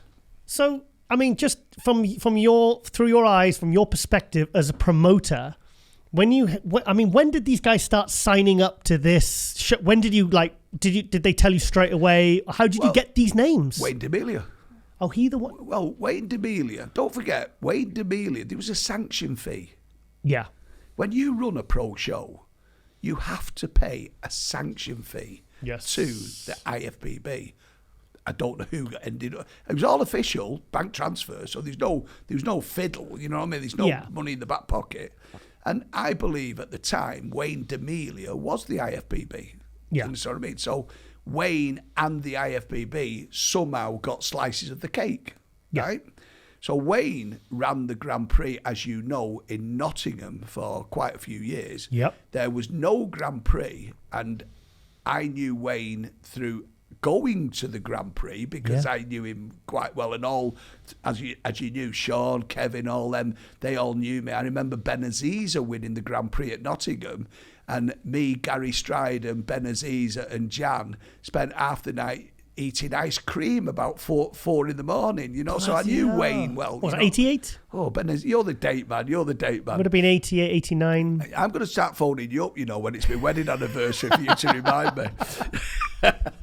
So I knew Wayne quite well, and of course I knew Wayne, you know, because all the guys had been to my gym. Yeah. Sean, Flex, Kevin, Marcus, they'd all been to my gym. That's something I was going to come to, because at the end of the day, you mentioned at the start of this podcast, you mentioned Marcus Rule, Flex Wheeler, Kevin DeVreux, and you'd already had relationships built with all these guys. Exactly. So when I said to Wayne, and I'm being a big head now, everybody who came to my gym, I used to meet him at the airport with a carton of chicken and rice and a bottle of water. Give a bodybuilder a bottle of water. Kerry, you know what I'll I mean? say, even personally, as just me, whatever you can term me as, you've always been very, very hospitable. You come and pick me up from the hotel. You put me in a hotel. You come and pick me up personally. You tell me, right, I'm going to be back in 2 hours. And I can imagine, you're exactly the same, more so with these guys, So the thing is, when they're traveling and they're dieting, they appreciate that. They get off an airport and you go, they are, and it's a chicken breast and some rice and a baked potato and a bottle of water. You know what I mean? Which when I was competing, even at a much poxier level, but you'd want it, don't you? So I had a relationship with them all. Yeah. So then when I said and then I used to go to the Olympia with Doz. So I was in the, and me and Dorian used to go over to Bev Francis's gym and go to train with Steve. Well, Dorian did, you know what I mean? I used to be in the taxi with him. I don't want to claim anything else but that. And Leroy. And so I knew them all. Yeah. So when I said to Wayne, no Grand Prix, and he went, no, I'm not going to do it. It's too much for me, the wrong side of the Atlantic Ocean. I said, I'll do it.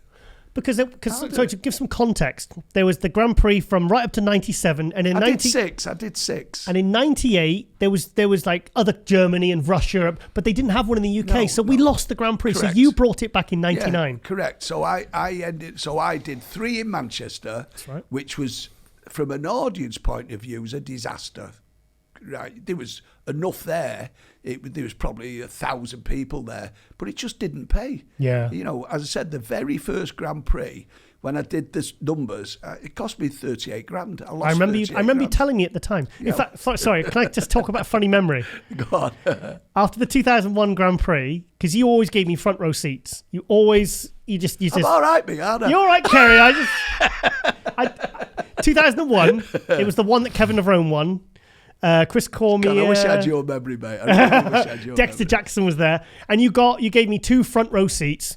And I remember because where I was sat. I mean, they were good seats, but right, you know those floor lights. You know Yeah. I was where the angle there was one of those floor lights that stage, and it was obscuring my group photos.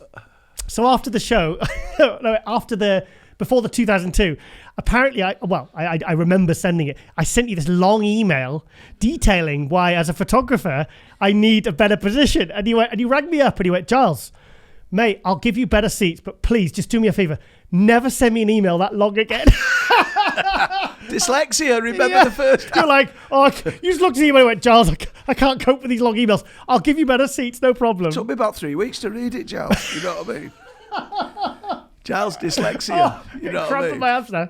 Oh. So I knew them all. Yeah. Every one of them had been to the UK. Well, not every one of them, but the majority of them had been to the UK. Yeah. And done seminars for me. It's Wayne and all that. So I said, No-brainer, I'll do it. no-brainer. I'll do it. And then I had the mechanics. Because I owned, it was at the time it was Chemical Warfare. My daughter was all the was it Chemical 99, it was CM. I think CMP then? Yeah, it was CMP then. Right. Yeah, you swapped. So- Yeah. So, Tell your business history now. Yeah, we changed from Chemical Water to CMP because a lot Holland and Barrett didn't like they didn't like the name and stuff Paint like tins that. and all that. Yeah, it was gimmicky, wasn't it? Yeah. So, and as it got bigger, it didn't work. You know. What I mean? Yeah. So, but I had all the office, the ticket sales, this, that, and the other, and of course I was a busy man. Yeah. So I wanted to put it on in Manchester, and it was the Apollo was 4 miles from my gym. There you go. So I could have. The Village Hotel was a mile from my gym, so a lot of them were coming in on the Wednesday. They all wanted a gym to train at, so there was my gym. Wow, all the guys there. You remember we had a bit of a kitchen in my gym, so Yeah. I could cook and food. So I was in control of it. Yeah. The reality was, it just didn't work in Manchester. You know what I mean? Yeah, but in terms of, I mean, you made a 38 grand loss, but I mean, at the time, that was having these guys, surely that would have helped the overall business. It overall. was a business cost. Exactly. It was a business cost. Yeah. You got to pay. CMP was just growing massively at that time. Yeah, but you had to pay gas and electricity. You know what I mean? I had to pay rent. I had to pay for products. I had to pay for a promotion. It was an advertisement. It was no different. Yeah, that's my point. So I That's took my it on point. the chin. I took it on the chin. Of course I did. Well, you kept going with it. You didn't just do 1 year and then stop, Well, you know? Do you know why I stopped the Grand Prix? Why? Because they sacked Wayne D'Amelio. Oh, that's right. Yeah, in 2003. Yeah. So when if you remember, you'll remember his name. The guy that bought Flex, Parker. Oh, Pekka. Pekka. Right. So Pekka. David Pekka, AMI. Yeah. They bought Flex, which 2003. The Olympia came with it and all that. That's right. Yeah. And the first thing they did was sack Wayne, and it was. When I started the Grand Prix, it was me who said to Wayne D'Amelio, can I... He was your point of contact. He was very loyal. He took Simon Robinson to the Olympia. He said to all the guys, Kerry Kayes, I'm being a big head, but most he would of have. them knew, Yeah. And it was all fine. And then the very last Grand Prix, the 6th Grand Prix, they sacked Wayne at or just before Mr Olympia. 2003. Right, but I'd already hired Wembley. I'd already paid for all the flights. And to this day, the man who took the reins was Steve Weinberger. Kerry, I remember we did an interview once at your office, and something happened where the audio came out. So we knocked over the tripod. And I remember you told me this story, and you said that Steve Weinberger was the guy that stepped in and brought him over. And helped you. If you ever get footage of the Grand Prix at Wembley, I actually said to the audience, unfortunately, we've lost Wayne D'Amelio through business decisions in America out of my control. Wayne always brings the guys over. Wayne takes over the head judging, this, that, and the other. I said, but Steve Weinberger stepped in, and Steve, I want to personally thank you in front of the audience. And I think Steve was quite chuffed with that, you know what I mean? But then they went away, and I thought, you know what? And then that year, they talked about taking down the Wembley Conference Centre. So the venue was going. Oh, such a good venue, isn't it? Yeah, it was a beautiful. Great venue. And as you've probably been to Wembley now, it's a different place, isn't it? Right. So the venue was going, my point of contact, Wayne D'Amelia, was gone, although Steve Weinberger was stepping in, Jim Mannion, you know what I mean? Yeah. But I felt a bit personal to Wayne. I'm kind of sometimes loyal to a fault, mate. You know what I mean? And I thought, you know what? And I thought, I'm not comfortable. And my plan was not to do it for a year or two and then take it on again so I could say to Wayne, you know what I mean? But I thought, and then I got really busy with Ricky Hatton. Yeah, you know what I mean? yeah. You know, Famous boxer. Yeah. So Billy Graham? Billy Graham asked me to get involved with this young kid that he thought was going to do well. And so I just, it was another chapter in my life. Yeah. You know what I mean? Another chapter in my life. Yeah. So, I mean, talking more about those Grand Prix, I mean, like I said, every single year you had these incredible lineups. And I mean, I remember being there in 2004, and I tell you, sat behind me was Mike Crook. Bloody hell. And he hadn't been to a bodybuilding show he said for 10, 15 years, something like that. And of course, things had moved on in the industry. And then I think one of the first people he saw, well, the two people he saw was Marcus Rule and Ronnie Coleman at like pretty much 300 pounds. And I remember when Ronnie started hitting poses, he was like, it was awe and horror, because he just couldn't get his head around how these guys had just kind of got, you know. I'll tell you a funny story, Marcus Rue. Go on then. The very last Grand Prix that I ran at Wembley. 2004? Marcus Rue, or the one before, so because some of your viewers might look at lineups and go, no, he was on stage. The last one or the one before it, Marcus Rue had a terrible stomach infection, and his stomach was swelled up to a 9 months pregnancy. It was like beyond belief. And he got off the plane at Heathrow, and he was never going to stand on stage. And he got to the hotel, and I said, why have you come? And he went, Kerry, I didn't want you to think that I just wouldn't get on the plane. Yeah. And he got on the plane poorly. So I took him to his room, and it was grotesque. He'd eaten something, and he was constipated, and he was in a bad way. And we all know Marcus Rue's a German. So I said, Marcus, you shouldn't have gotten them. He said, Kerry, I didn't want to let you down, but I can't compete, but I'll be in the audience to prove that I came. So I said, Marcus, I'm going to get you a doctor. So I went down to reception. I said, we need a doctor, an emergency doctor, please. So they phoned up, and the doctor said, I'll be there in half an hour. But I had to pay private, you know what I mean? And I said, I'll wait outside. And the doctor pulled up and got out the back of a taxi. And it was a traditional Jewish gentleman. Okay. With, you know, Orthodox Jew, Orthodox yeah. Jew. Yeah. But he was a doctor, emergency doctor. And I took him upstairs, and Marcus Rue was laying on the bed with just his underpants on. And I swear to God, he was 9 months pregnant. Yeah. But his deltoids looked 9 months pregnant. His biceps looked 9 months pregnant. You know what I mean? Yeah. And he looked over the doctor, and he went, I said, he's in here. And he walked in, and this genuine doctor, and he just looked at him, and it was like one moment in time, he just didn't move. And I went, doctor. And he went, get me a chair, and he had to sit down with the doctor. Did he? He'd never seen anything like it. And the doctor did his bit, did him this, that, and the other, did this, that, and the other. And I don't think he cured Marcus, but he gave him some form of relief. Yeah. But he couldn't believe what he was looking at. Fantastic. He couldn't believe what he was looking at. You know, 300 pound laying on the bed. Yeah. 9 months pregnant, and a man. But did you enjoy promoting those shows? I know you lost money, and but I mean they're sort of hailed as successful shows, and they were good shows. I went to them. I enjoyed the achievement. Yeah, I enjoyed the achievement. Was it stressful? Well, if I look back, Giles, which is typical Kerry Kayes, I have to do everything myself. I should have delegated better. Yeah, you know what I mean. I should have got an event organizer. You know what I mean? Yeah, you know what I mean?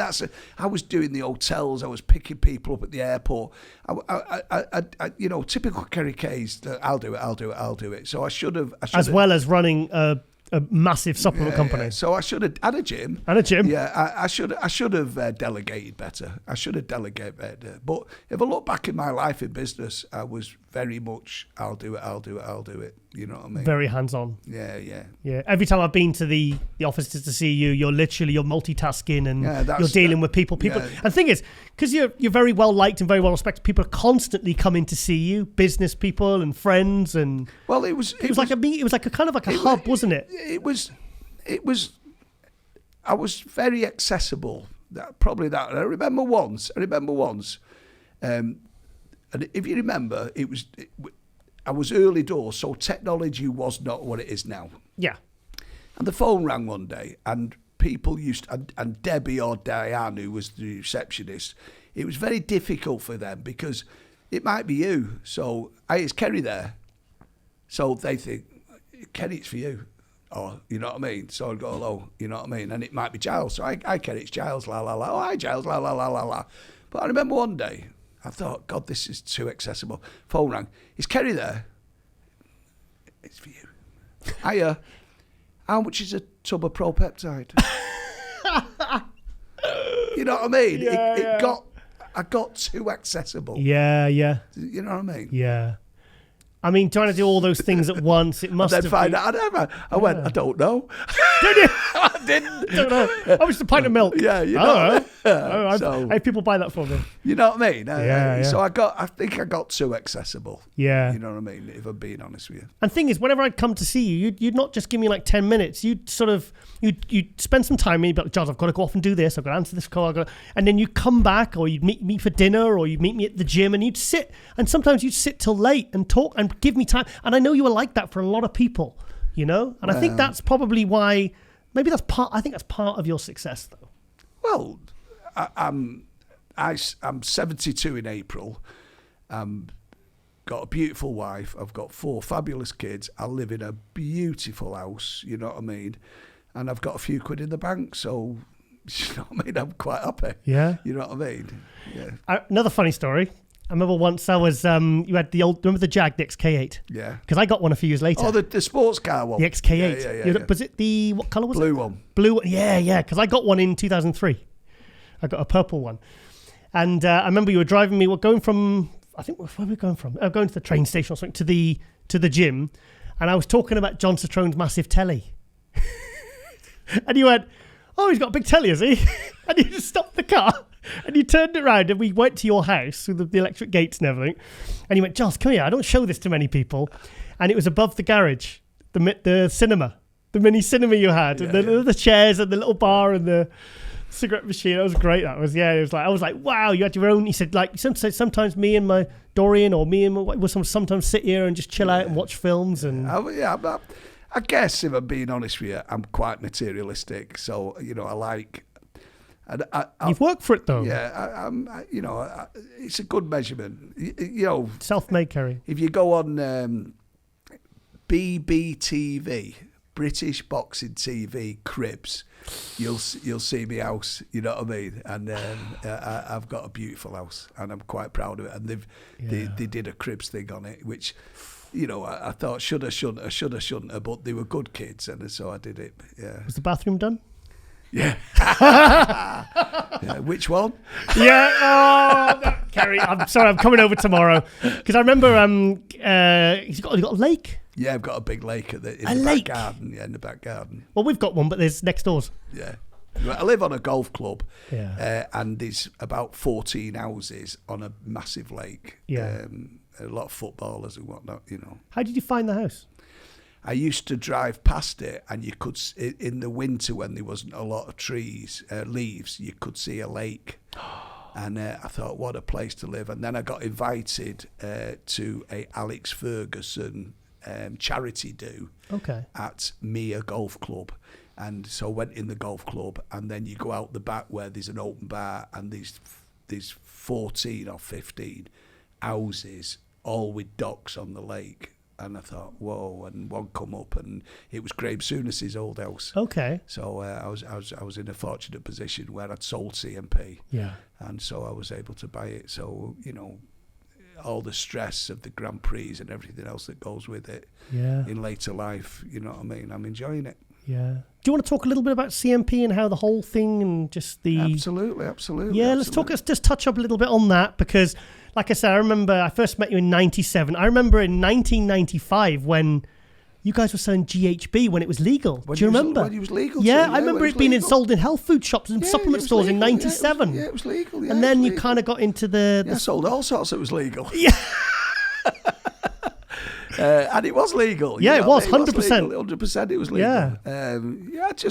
I had better bodies. I've told you the story alone that we opened it, Frank Richards, and I thought we'll get everyone there. And it became quite a famous gymnasium. Big time. So a lot of people that were local bodybuilders used to come. And in them days, you remember, Giles, because I did it. I used to train with Gary Shelmerdine, if you remember, who was a pro. And his brother. And James Shelmerdine.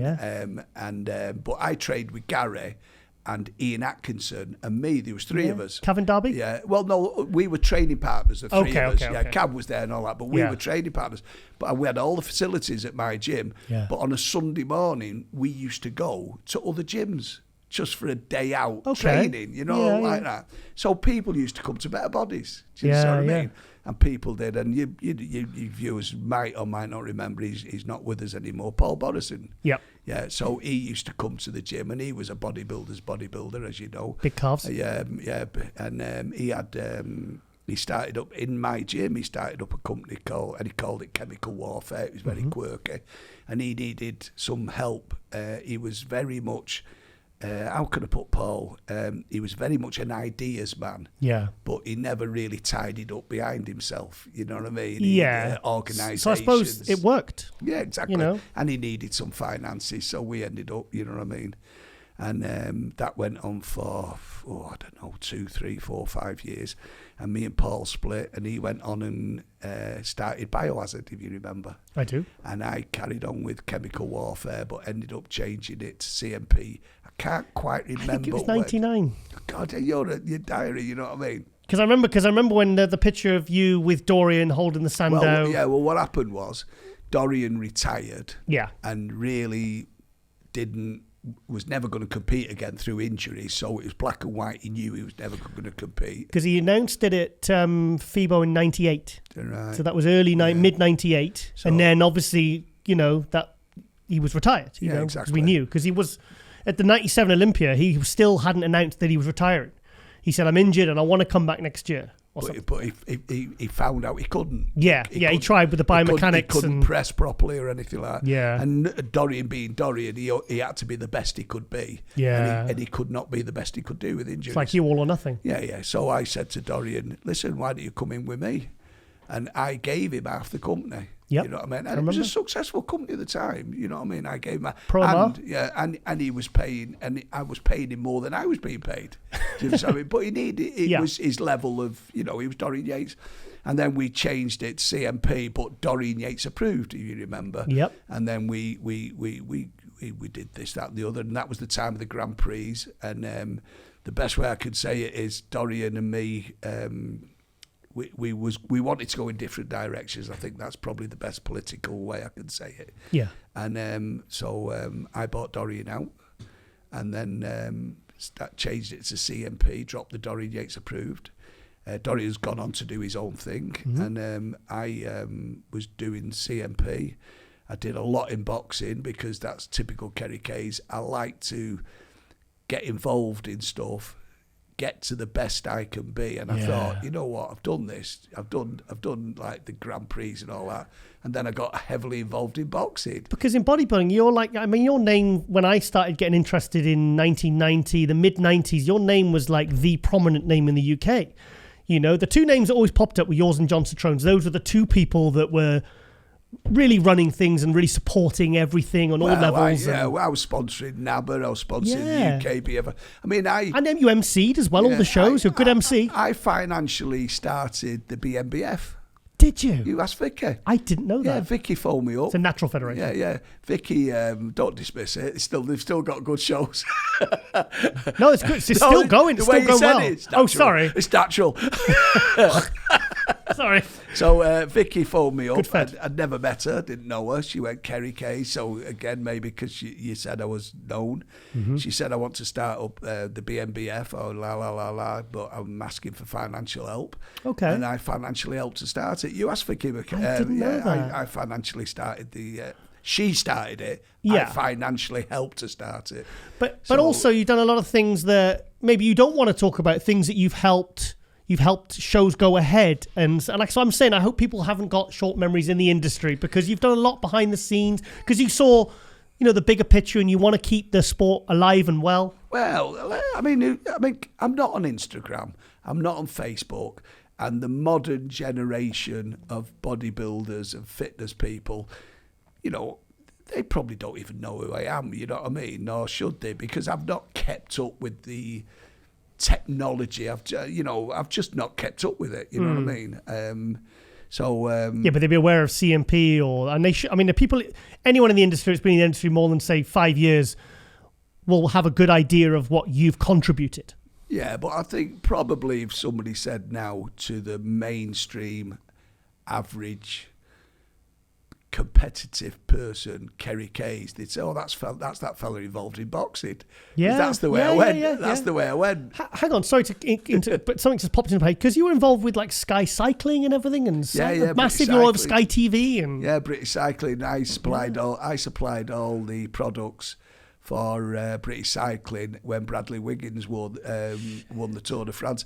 I was involved in the Omega capsules for anti-inflammatory purposes. Okay. I've got a Bradley Wiggins shirt that he wore on the Tour de France on my wall in the garage. Yeah. And Sarah Story, I did a lot with Sarah Story. Okay. I did a lot with the SAS, at Hereford. Did you? Yeah, that's where I was born. Yeah, Oh, really? I worked a lot on selection. Did you? Nutrition. SAS? Yeah, just before they went to the jungle. So I worked a lot in football. I got offered full time at Man City. They wanted me full time at Man City. Did they? Yeah, which I declined. So I worked a lot with foot. I just spread my wings a bit. But I remember, for me, sound like a right big head. No, Kerry, you're saying what you've actually achieved. Yeah. These are things you've done. Yeah. These are things you've done. And I remember, because around. But nutrition wasn't as prominent in boxing.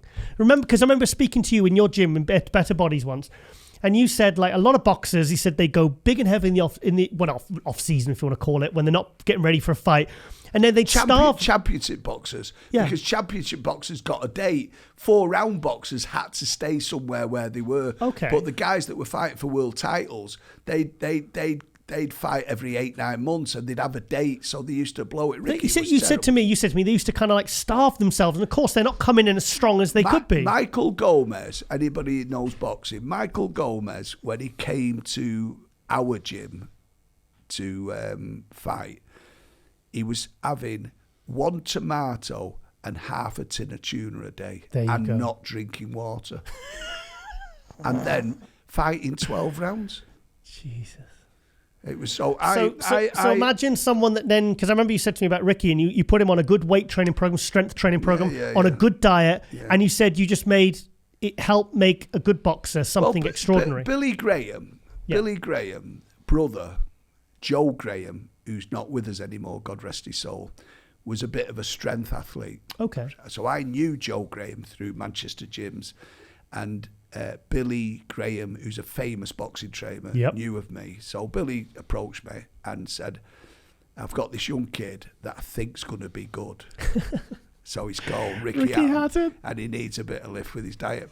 Yeah. So I helped Ricky Hatton, and then Billy moved into my gym, in the boxing gym, and Ricky was lifting weights. Now, in them days, it was taboo for a boxer to lift weights. Because muscle bound, you've got to slow them down. It was just so wrong. They had no idea. But boxers should not lift weights, and that was because they were. Listen, boxing trainers know a lot about boxing, but they didn't know a lot about the human body at the time. So I worked a lot with Ricky, and Ricky. I mean, I took about 12 stone off Ricky in 14 months. He had 3 fights, and he only fought at 10 stone. So he kept blowing up to 14 stone for each fight. So, Yeah. and it was all over Sky Telly. I'm sure it's on the internet now. So I hate talking about myself, but it's like, well, you wouldn't believe that for the last 2 hours, would you? No, it's interesting. But I was probably one of the first second in command of a boxer. Billy Graham, the boxing trainer, was always the boss, always boss. But I was one of the very first assistants on strength and conditioning. Yeah. Not conditioning, strength and nutrition, I'll call it. And Strength and conditioning. And now everyone's got one. And I remember seeing pictures of Ricky Hatton training legs, doing really heavy leg press. Massive weights. And I remember someone saying, what's the point of him training legs? And it's like, well... That's where your power comes from. Yeah, that's where you punch from the floor. Yeah. You punch from the floor. So that's how people's minds were, 20 years ago? I remember Sky Television filmed a leg workout with Ricky on the leg press. And they calculated it, what he moved from the bottom to the top. And it was about 33 ton in one leg press. And then I also had Ricky doing short leg presses because Giles, in bench press, if you've got your weight here, it's heavy, heavy, heavy, medium, medium, and there's light. So at the end of the jab, you've never really lifted weights to finish off your jab. Yeah. And that's the same with leg press. When you bring your legs right down, you never punch from that position, do you? Yeah. But if we did half movements at the top, we could put extra weight on, which was more sport specific on where his feet were. Targeted, yeah. Where his feet were. Yeah. So we did all that. And then some people criticised me for doing small reps. You know what I mean? But I thought, shut up. He's not bodybuilding. Yeah. He's not bodybuilding. We're doing it for boxing. And he bends his legs small. So why not do small leg press? Makes sense, yeah. Makes sense. Yeah. So, but now every single decent boxer has got a strength coach. Yeah. And they've all got nutritionists. So Because I remember Ricky Hatton, like you said, wasn't really known, and then you kind of you were already well known, and then your name kind of exploded like all over TV and everything as, okay, this is Kerry's onto something here. Well, listen, I helped Ricky 2%. You know what I mean? Ricky was always going to do it without me, but I made him make weight easy. You implemented good nutrition, strength training, which made him fulfill his potential. And because it was Ricky, and because he was so famous, then the boxing world took notice. Yeah. The boxing world took notice. No doubt about that. The boxing world took notice. So I'm pretty proud of that. Do you still enjoy it? You enjoy it? Because you said this morning you were training boxers this morning. Well, I don't. Yeah, I trained this morning. I do a bit of strength work with April Hunter and Savannah Marshall. Savannah Marshall is the darling of Newcastle. She's from Hartlepool. Oh, okay. Savannah Marshall's last fight, she was the main event on Sky Telly, and loads of men on the undercard. Look it up. Let Savannah Marshall, fantastic fight. So, but what I've done now, as I said, I'm 72 in April. I don't want them 10, 12-week camps with a boxer. Yeah. I don't want to go to his house and cook food. I don't want to do all that. I do Savannah in April because I enjoy their company and they come to my house. But now that's convenient. No, that's good. That suits you. Yeah. That suits. But I've evolved into being, and I'm going to be big-headed again. I've evolved in being a decent cuts man. So now I do cuts in the corner, and I've done quite a lot of world title fights. Is that the Vaseline on the... Well, the adrenaline and all that, but you've got... Adrenaline? Yeah, well, to stop the bleeding. I didn't know that. Yeah, you've got to stop the bleeding. Adrenaline? Yeah, the British Board of Boxing Control supply the adrenaline. I didn't know that. Yeah. Well, your game's bodybuilding, isn't it? Yeah. You know what I mean? Yeah. But, no, you've got to... And you've got, like, the rounds 1 minute...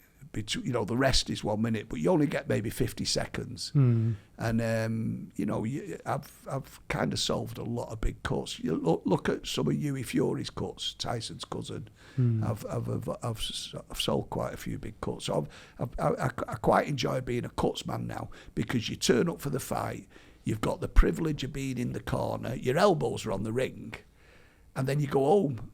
You know what I mean? Yeah. So I've quite enjoyed that. Because you've travelled a lot. Even in bodybuilding, going to the Olympias and the Night of Champions and all the Arnold Classics, and you've like myself. You've a lot more travelled a lot.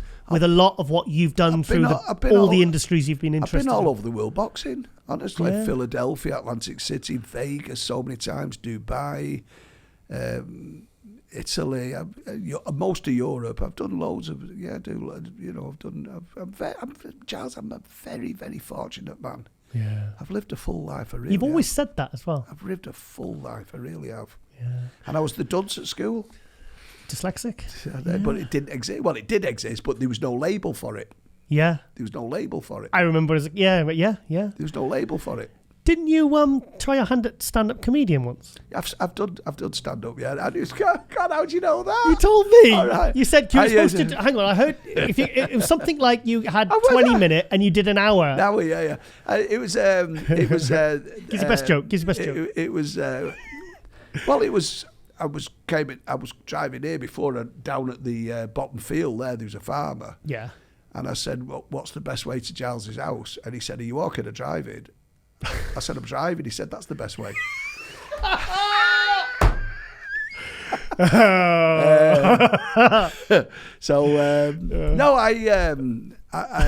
was a Manchester Wheelies, which was a cycling club, and I was heavily involved in British cycling.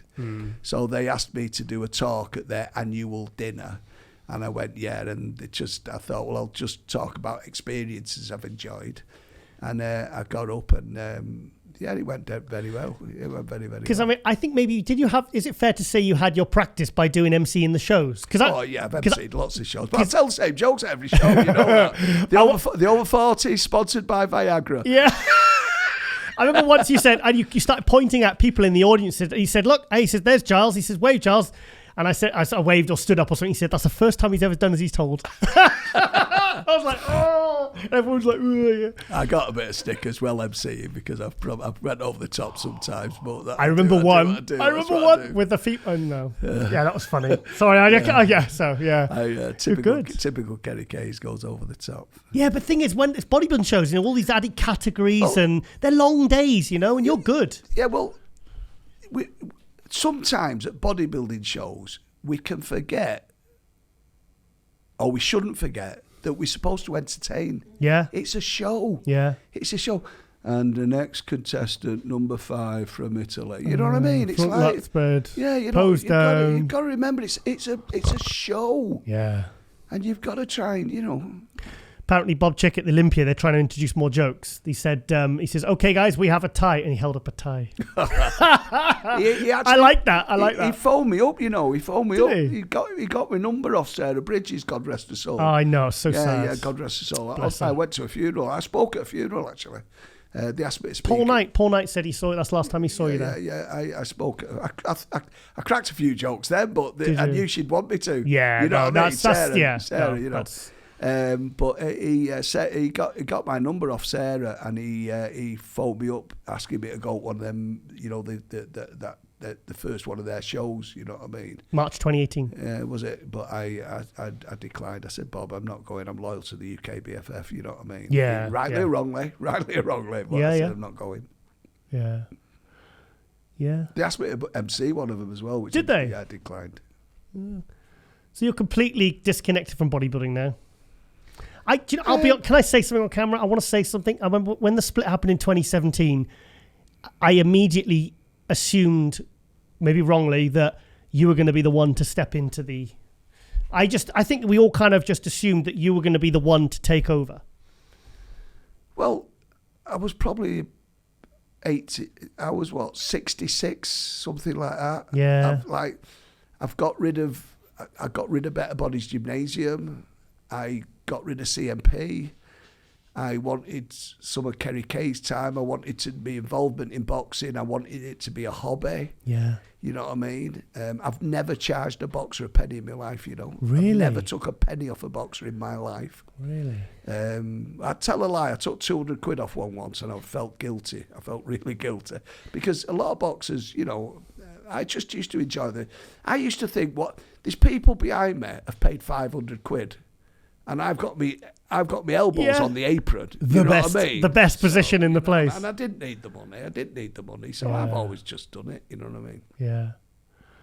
So, and then obviously you sold the company 8 years ago, and 8-9 years ago, yeah. And I did good. Did you feel sad selling it, or because that's your baby? That's what you started from scratch. What was your feelings? I actually thought, God's honest truth, I actually thought I took it as far as I had the capabilities as a businessman to do it. Right. Genuinely thought that, because I've no real education. Looking back on it with hindsight, I wished I'd have gone to night school for business. I should have, like things like you don't know at the time, but you know afterwards. Like you should always get trial and error. That's trial and error, Kerry. You know, exactly. you were in the trenches. You're probably the first person there and the last person to leave. But the basic business rules, like you should have an in-house financial director. You should have an in-house sales director. I didn't do that. I didn't know. You know what I mean? I tried to do everything myself. So I took it as far as I thought I could take it. And I sold it to a company called First Milk that was a big, big company. Yeah. And I expected them to take it to the next level.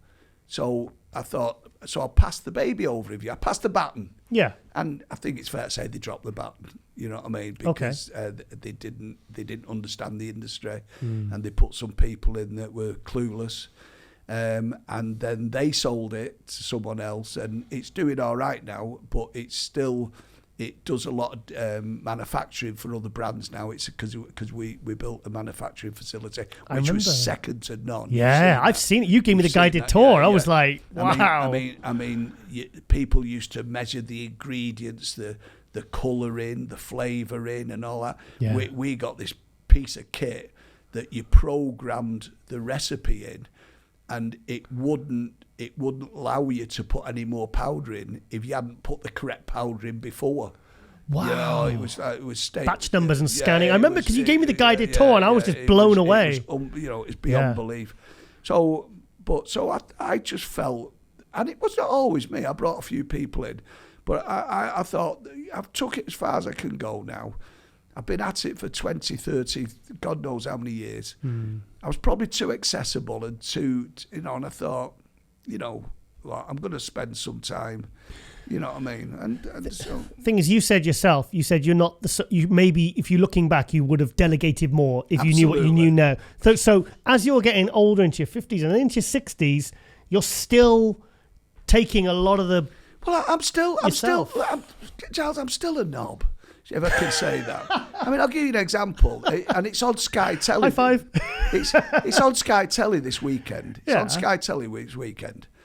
On Saturday night, Jack Catterall from Chorley, Manchester, is fighting a kid called Josh Taylor. Okay. And it's for a unification fight, which is unbelievably rare. So you've got these fragmentation belts. So it's for the WBC, WBO, WBA, and the IBF, and the Ring Magazine. It's like rare. So I could have had a room Friday night, but I was going to a Peter Fury thing on Friday, a bit of an after-dinner thing. Yeah. But it's got cancelled. So on Saturday, I'm driving to Glasgow.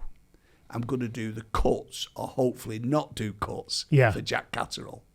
That fight is top of the bill on Sky Telly. So that fight will finish at midnight or 11:30. Yeah. But by the time we got the dressing room and all that, so I'll be leaving Glasgow at 1:00 in the morning. Right. And then driving from Glasgow to the O2 in London. Yeah. Because I'm doing Campbell Hatton at 3:00 in the afternoon. Bloody hell, okay. And then I've got a room, so if I get there at 7 in the morning, I can have a couple of hours. And then after the fight, I'll drive home. So I'll do over 1,000 miles this weekend. So I'm still running around like a lunatic. So I keep saying I've retired. But The thing is, I mean, you've always been so busy, like you said, when you were as an electrician, 7 days a week, 12-hour days, Absolutely. and then CMP, and now you're busy with the boxing, and you've got this beautiful home, and I'm going to check it out on the cribs. But what do you do in your spare time, really? Drink wine. Drink wine, me too. White wine. Oh, red. I'm red. Red. No, as I said, me and Jan's been through a lot of life, a lot of life. You know, Better Bodies, CMP, Grand Prix, boxing, 4 kids. we've been through a lot of life. Unfortunately, we still. Well, I was going to say we're still in love. I love her. I think she loves me. I hope she loves me anyhow. And we're still pretty close. We've been married 10 times. 1 for real, 9 renew vows. Yeah. And so me and Jan we go to the gym every day. We go to the gym every day. A couple of days a week, I train a few boxers. We go for walks, and then every single solitary night of the week, about 5, 6 o'clock, we go out for an evening meal in a restaurant, have a bottle of wine, and go home and chill out. So we you know, I'm you know, if I went on holiday, it'd be exactly the same, except it'd be a different room. Yeah, you know what I mean. Yeah. So we enjoy life. We enjoy life. You used to tell me you used to buy her flowers every day. Well, I bought, I'm a big. I'm gonna have to stop at the way home now and get some. This isn't going out till tomorrow. You're right. Yeah, well, we just. It was Valentine's Day, as you know, last week, and the kids were laughing. Didn't get her a new Hoover, did you? No, yeah, exactly. April and Savannah were laughing because she beat me this year. She bought me 7 Valentine's cards. I only bought her 4. Oh, come on, Kerry. Come on, step it up, mate. Step it up. So, yeah, it is what it is. Any regrets in life? Loads of regrets. Do you? Loads of really? regrets. Absolutely. Do you not just look them as lessons learned, or?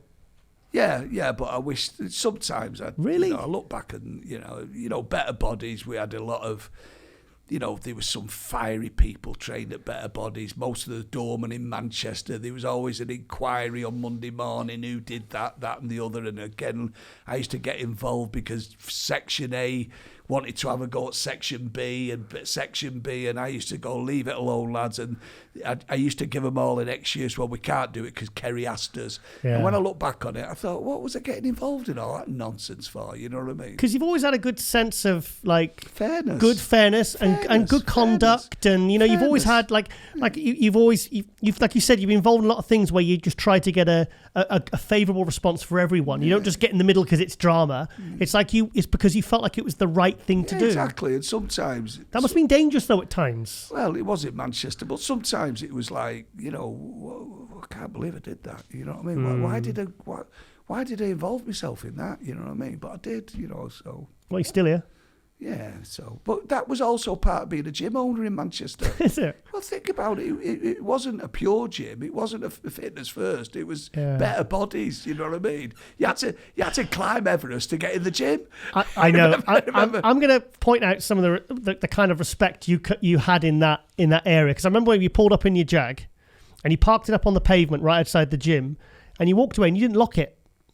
And I said, Kerry, you haven't locked your car, and you went, no one will touch that. I don't know. You didn't lock the car. You didn't lock the car. And this is this was. It was probably broke.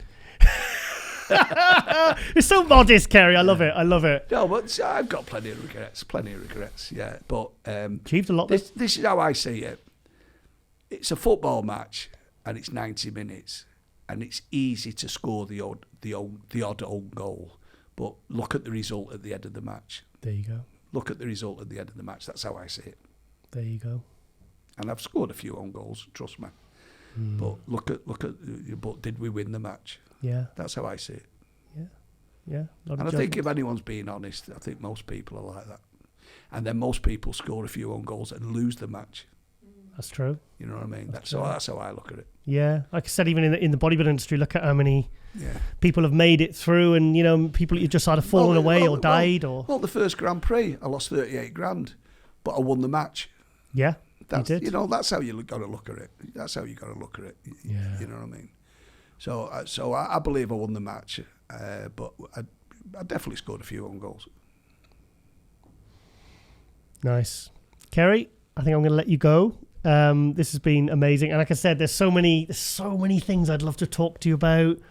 But I think we've covered a lot of ground in this last 2 hours. It's been nice because I've known you for 27 years. 25 years, 97. I don't know how you're so precise on your dates. I know. I'm going to start calling you Calendar. Rain Man. Rain Man. Yeah, Calendar. I think Calendar's the name. Calendar. That's my supervillain name, the Calendar. Yeah. Kerry Kayes, thank you so much for coming on MD Glove Muscle, sharing all your amazing stories, and what a career, what a life. And thank you so much for coming all this way, and creating some very special. Hang on, you did press record. She did. Yeah, she did. Kerry Kayes, thank you so much. If we did another 2 hours, it'd be all different stories. It would. It would. All right, Kerry, we'll be right back with hot news. Okay, guys, it is hot news segment for season 4, episode 52 of MD Glow Muscle. Apologies for no hot news last week. I was traveling back from... No, I wasn't traveling back. Yeah, I was traveling back from... No, I was filming Samson Dowda because I went down and stayed at his house on the Sunday night. We filmed the morning of the Monday in his house, cooking, having breakfast. And then we obviously did the back training, which you saw in last episode, episode 50. And we've wanted to, I think, well, with no shows, obviously, until the Arnold Classic next week, we've really wanted to kind of mix up the last few episodes. We had the in-studio episode with Zach Khan, which was, I couldn't believe the response on that one, Lauren. It was, you loved it, didn't you? I thought we were going to get some shit for some of the things he was saying, but I think overall, if you watch the whole thing, and we didn't get a single negative comment. I mean, people just loved his raw honesty. I think there's a real market for this anti-woke bullshit. I've got to be honest. I've got to say it. I'm on the Zach kind of mentality mindset now, but it proves that people just love people that speak their truth, speak honestly, and sorry, I'll stop fiddling with the mic. Stop it. Yeah, so I hope you enjoyed that episode. And good news is Zach Khan has agreed to come back into the studio. So, yeah, can't wait. And also, maybe I shouldn't say, maybe I should. Maybe next week we might have another in-studio guest. And also, I hope you've really, really enjoyed. If you've watched the full, I assume by the time you're watching this, you'll have watched the full Kerry Kayes interview. I mean, this guy, I didn't want to introduce him as the godfather of bodybuilding, but that's what he was referred to as for decades. It was a term of respect. I mean, there's no dead horses' heads in people's beds, but it just I think if you watch the whole thing, you'll get a feel for how much Kerry Kayes has contributed to the industry. And it's funny, one thing we forgot to bring up that we spoke about in the kitchen, he was there, the famous 1993 Dorian Yates black and white socks picture by Kevin Horton. Kerry was there when that was photographed. So that was, and just here, that's one thing I wish he kind of brought up. But I'm really enjoying these life stories. The John Citrone, we've had, the Zach Khan, and I think when you get somebody in the studio, it really adds. And also, I'll show this at the end. But, okay, we're going to go straight into it because we are 1 week out from the Arnold Classic and 2 weeks out from the Boston Pro. So, yay, the shows are starting again. So I'm very excited about that. So we're going to keep this brief because obviously the episode was quite long with myself and Kerry talking, as you've obviously seen. So let's get into it. This is Bodybuilders Without Borders. I actually haven't had a look through this properly. Oh, yeah, this was something that popped up. Raphael, he's supposed to be doing the Arnold Brazil. I would expect him to be in better condition than that. When's the Arnold Brazil?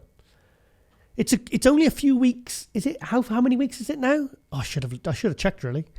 Because I'm not. He looks. The picture looks granulated though. It looks like he's trying to look harder, and he's not hard. He's not even in. I mean, he's not fat, but he's not shredded or lean. I mean, maybe. I probably should have gone and checked when the Arnold Brazil was. I mean, if he's 8 to 10 weeks out, yes, he's going to be fine because Raphael was invited to the Arnold Classic Ohio, and then a few weeks out, he said, no, I'm just going to go and do the Arnold Brazil. Obviously, he being Brazilian and being back in Brazil. I actually think he's back in the Dragon's Lair, training with Flex Lewis. But, so I don't know. I just expected him to be a little bit further along with his conditioning. I hope he's going to do the Arnold Brazil because... other news was that Akeem Williams had COVID and he lost 2 weeks of his prep and he's pulled out the Arnold Classic Ohio. And I actually messaged Akeem. I won't show the private message, but it was just basically him saying, yes, it kind of put me 2 weeks behind on my prep, on my cardio, my diet. So I suggested to him that he go and do the Arnold Brazil because it gives you a few weeks to kind of get back on track. So he didn't respond, and I'm hoping that's how it goes because I would really love to see Raphael versus Akeem, So be interested. I think maybe Akeem is a little bit higher ranked given that he's been top 6 Olympia, the 2020 Olympia. He's been 9th place, 9th, 6th, 10th in the Olympia. That's his last 4 Olympia placings. So I would think... I don't know, actually, because Raphael's won a pro show now. Is he at the same level as Akeem? I don't think he is. Hang on. There was an Arnold Classic where Akeem was 6th, Rafael was not, well, I would say Hakeem is just slightly ahead of Rafael Brandao in the pro rankings up to now, but I think we'd all love to see Hakeem Williams versus Rafael Brandao at the Arnold Brazil. So, but I was expecting him to be a little bit better conditioned at this point. I just hope that he is doing the Arnold Brazil and we see the best version, because he looked fantastic at Romania last year. He looked, which he won. He won the Romania. That was his first pro win, which qualified him for the 2022 Olympia. So, yeah, I just hope he competes, and I hope he's okay. I'll message him, actually. I think I'll message him after we finish filming and see how he's doing. Nice chest. He's got a great chest, big full chest. He's got a lovely aesthetics. I mean, he looks. Did you see the Sean Roden tribute routine he did? That was lovely, wasn't it? I'm saying you saw it. You were on the live stream with me, there. So of course. I'm just saying. Did you see it? Doesn't matter. Right. Okay. And Brett Wilkin is actually blowing minds right now. Many think it's going to be a lot of. Well, I'm hearing a lot of chatter on forums, on social media. Many people feel that it could be between him and Brandon Curry for the Arnold Classic title, which means, because he's only done one open show, he's second to Hunter Labrada at the Chicago Pro last year. Now, that would have to mean that he's stepping over William Bonac, two-time Arnold Classic champion, runner-up at the 2019 Olympia, top 6 Olympia for many, many years, since 2017. That means he's going to have to step over Cedric McMillan. My mind's gone blank. Some of the names for the Arnold Classic. Why has my mind gone blank? I've just been talking solidly with Kerry Kayes for so long. Well, basically, it means that Brett Wilkin, he's going to be about 250, 8 to 10 pounds heavier. We had him on Globe Muscle a few weeks ago, and he's clearly put on size. Now, I mean, he's not dry cut there, but I mean, if everything sucks in nicely, and he's kept the aesthetics, kept those lines, which I'm sure he has. That's going to really that's really a big step up for Brett Wilkin. Looks like he's going to burst out of his he's a lot bigger than last year. I can see a lot, because he was maybe a little bit bottom heavy, but he definitely needed a little bit more pop in his upper body. But it seems, and since, working with Matt Jansen, it seems like that's really, really happened now. So I'm just hoping that impressiveness and that fullness, translates to a really vastly new, improved version of Brett Wilkin. So this is going to be his biggest test yet. So I'm very excited to see what Brett Wilkin is going to be bringing. Do you see this, Lauren? Do you know what this is? Look at your face. Okay. I'm going to go through the pictures, Lauren, and I'm going to look at your response. Is it shock or horror or a mixture of the two? I mean, it's not the not dieted category. I mean, I'm not being disrespectful, but these guys have. I mean, when was this? Hang on, let's go through it. Is that Angela Borges on the poster behind her? She's in better. That's Angela Borges. Yeah, she's in better condition than these guys. Well, she would be. She's one of the best in the world. But this is the real wrestling fighter. Hang on, Nacho Libre. Oh, Nacho Libre. She's in better condition. She's got more muscle than that guy. Look at her. She's going. Oh, guys, you're pushing it a bit. And why have they got these random girls on the stage with these guys in wrestling masks? Lauren, I'm going to make my comeback. I'm going to make my comeback, and I'm doing this category. Can you wear any mask? Oh, it has to be a wrestling mask. I knew her. I didn't plan on bringing this up, but I'm glad I did. Now, this is what's going on the other side of before the IFBB split, the official IFBB elite side in Spain. This is in Mexico. So, we should get off this really, because this is really cringe. This category is Lucha Libre, new bodybuilding category by IFBB Mexico. Requirements: you have to be a real wrestling fighter, and you can have up to 15% body fat and very little muscle, apparently. So this is what's going on the other side. Why don't you try and get your pro card in that one, Lauren? It'd be good, wouldn't it? It'd be cool. Oh, you'd be great at that. Look at that. Oh, man, you get to sign in with your mask on to maybe it's to psych out the other. Why are these people in karate suits? What is going on? Looks up to 25% body fat. What the F is this? Oh, do you know what? I'm just going to let these guys get on with. These are we'll leave it. Let's leave it. It's just too cringe. How do I get off this now? Right, okay. Oh, it's doing stupid things.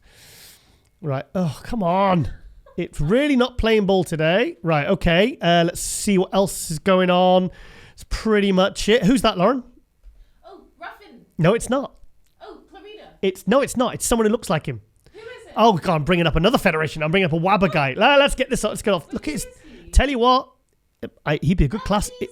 It's not Rough Diesel. Look, it is one to watch. I thought this was Rough Diesel at first glance. This is a league champion. Let's get off because he's not Pro League, and we're all about the Pro League and the MPC worldwide. Also, I want to bring up Sibusiso Katello. He is he's from South Africa. From your team. So he is doing the Arnold South America, the Brazil. So very interested. He turned pro at the 2018 Philippines Sean Roden Classic. And got his pro card there. He's not really hit his stride yet as a pro, but I mean, there's a guy that once he really gets it together, it's the silhouette, all the shape, the structure, kind of like he's kind of a little bit behind, say, Quint Beastwood, Quinton area, where everything's there. It's just a matter of a little fine tuning, and he could make a big impact. So some very. Sorry. Wrong continent. Do you think? Possibly. I don't know. And also I want to bring up Justin Rodriguez because I think it's funny because not many people are talking about him. This guy was 5th place at the Arnold Classic last year. After the prejudging, I thought he could have been the highest 3rd. And it seems like his name is not being brought up maybe as much as it should. This is a top 10 Olympia guy. 2-time top 10 Olympia guy. And I mean, what is he? 273.4 after cardio. And he's doing the Boston as well. So here's a guy that is just consistently improving, consistently moving up. And I think I'm interested to see him against Kuklo because him and Kuklo were very close at the Arnold Classic last September. And I'm interested to see, I think these two guys, Steve Kuklo and Justin Rodriguez, I think people are underestimating how they will do in Columbus next week. So I'm a big Justin Rodriguez fan. When I saw him at the 2018 Arnold Classic, he was 7th place there. I just thought, my God, when this guy if he keeps making consistent, steady improvements, he is going to be one to watch. He's only won one pro show, the Indy Pro last year, and he was runner-up to Nick Walker at the New York Pro last year. So, really excited to see what he is going to bring. So, okay, going to go to our next account. Right, okay. Who's this? Lauren? Rough Diesel. Yes, finally. Yes, this is actually Rough Diesel, not his stunt double from Webber. But he looks. Does he look bigger here? Yes. Does he look bigger? Yes. You sure? Yes. I think he's. I mean, last year, Terence Ruffin. Obviously, he lost John Meadows last year, so that was hugely stressful. And even a couple of weeks out from the Arnold Classic, I thought he wasn't going to make it. He made the conditioning by a whisker. If you want to find out more, actually, you can find out an article. Total plug. I wrote in, if I can bloody find it. Here we are. Article I wrote this way, that way. That way is all right? Yeah, that way. There we go. There you go. Yeah, you go. Roughing up the competition. Yeah, the editor said he liked my play on words. So get it? Roughing up the competition, roughing them up. So I've written an article in the latest issue of MD, Brandon Curry on the front cover. And basically what I was saying in the article and what I'm saying now is he made it by a whisker last year. He won the Arnold Classic and he was second to Chris Bumstead at the Olympia. So, he's looking very, very good. He won't have had the same pressures and the same stress that he had last year. Obviously, the devastating news of losing his friend, his coach, his mentor, John Meadows. So he's coming for the win. Plus, the prize money is up from, I will quote him, it's gone from $7,000 first prize to $60,000. So Terence is really looking to... it's funny, he's going to be a 2-time Arnold Classic and they're 6 months apart. So for me, on paper... he's the favourite to win, and then I think second, third, and fourth ball between Breon Ansley, Urs Kalasinski, and Ramondino. But and also Michael de Bull from the UK is looking absolutely shredded, and he has his visa, so that is all taken care of now. Oh, there's more photos there. Missed those. Let's have a look. Yeah, it looks good.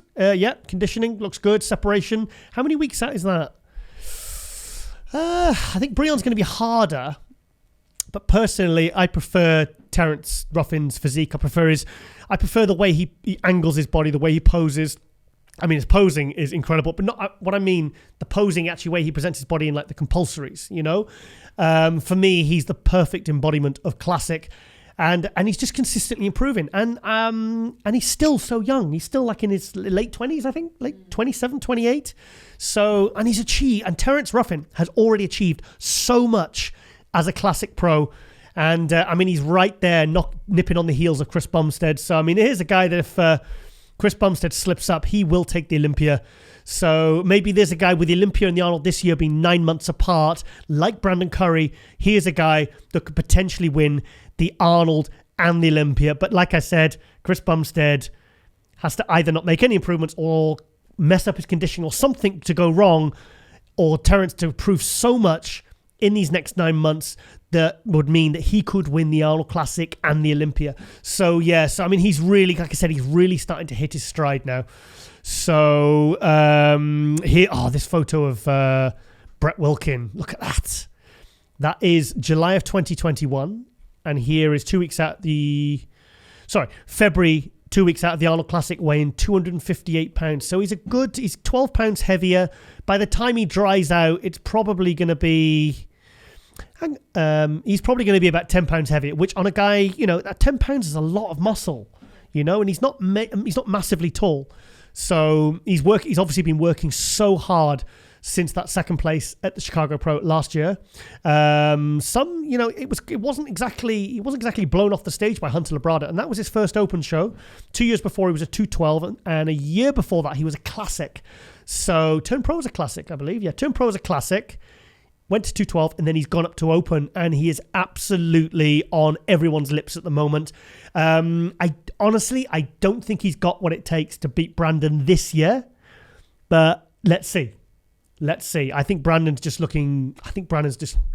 got it this year. I think he's going to have the Arnold Classic. I'd be very shocked if Brandon Curry did not win again the Arnold Classic title that he won in 2019. I was there and he looked absolutely phenomenal. So, Samson. Yeah. I stayed at his house last week. That's where I stayed, in the spare room. And that's where he has his treadmill, this fold-out treadmill. Oh, get your arms out of the way. And I tell you what, when you see Samson in the flesh, he's so much bigger. I mean, he filled the doorway. When he was actually... Because you've got to stand behind the doorway. He's in front of it, and then the mirror's in the bedroom, and he poses in that mirror. And I can't explain how big he is when you see him up close. He's tall, he's wide, he's got a big frame, and he fills it out beautifully. His chest is bigger, his arms are bigger, and his legs have look how dug out his hamstrings. He's never had this before. Hang on, zoom in. He's never had that before. I'll tell you who else has got that. It's Regan Grimes. Do you think it's some Milos-style training? Yes. It's some Milos-style training going on there, isn't it? It can't be a coincidence. I've been watching all of Milos's videos. Oh, have you? Watching all of Milos's videos? Yeah. Milos, I wrote about Milos in MD this month in my column.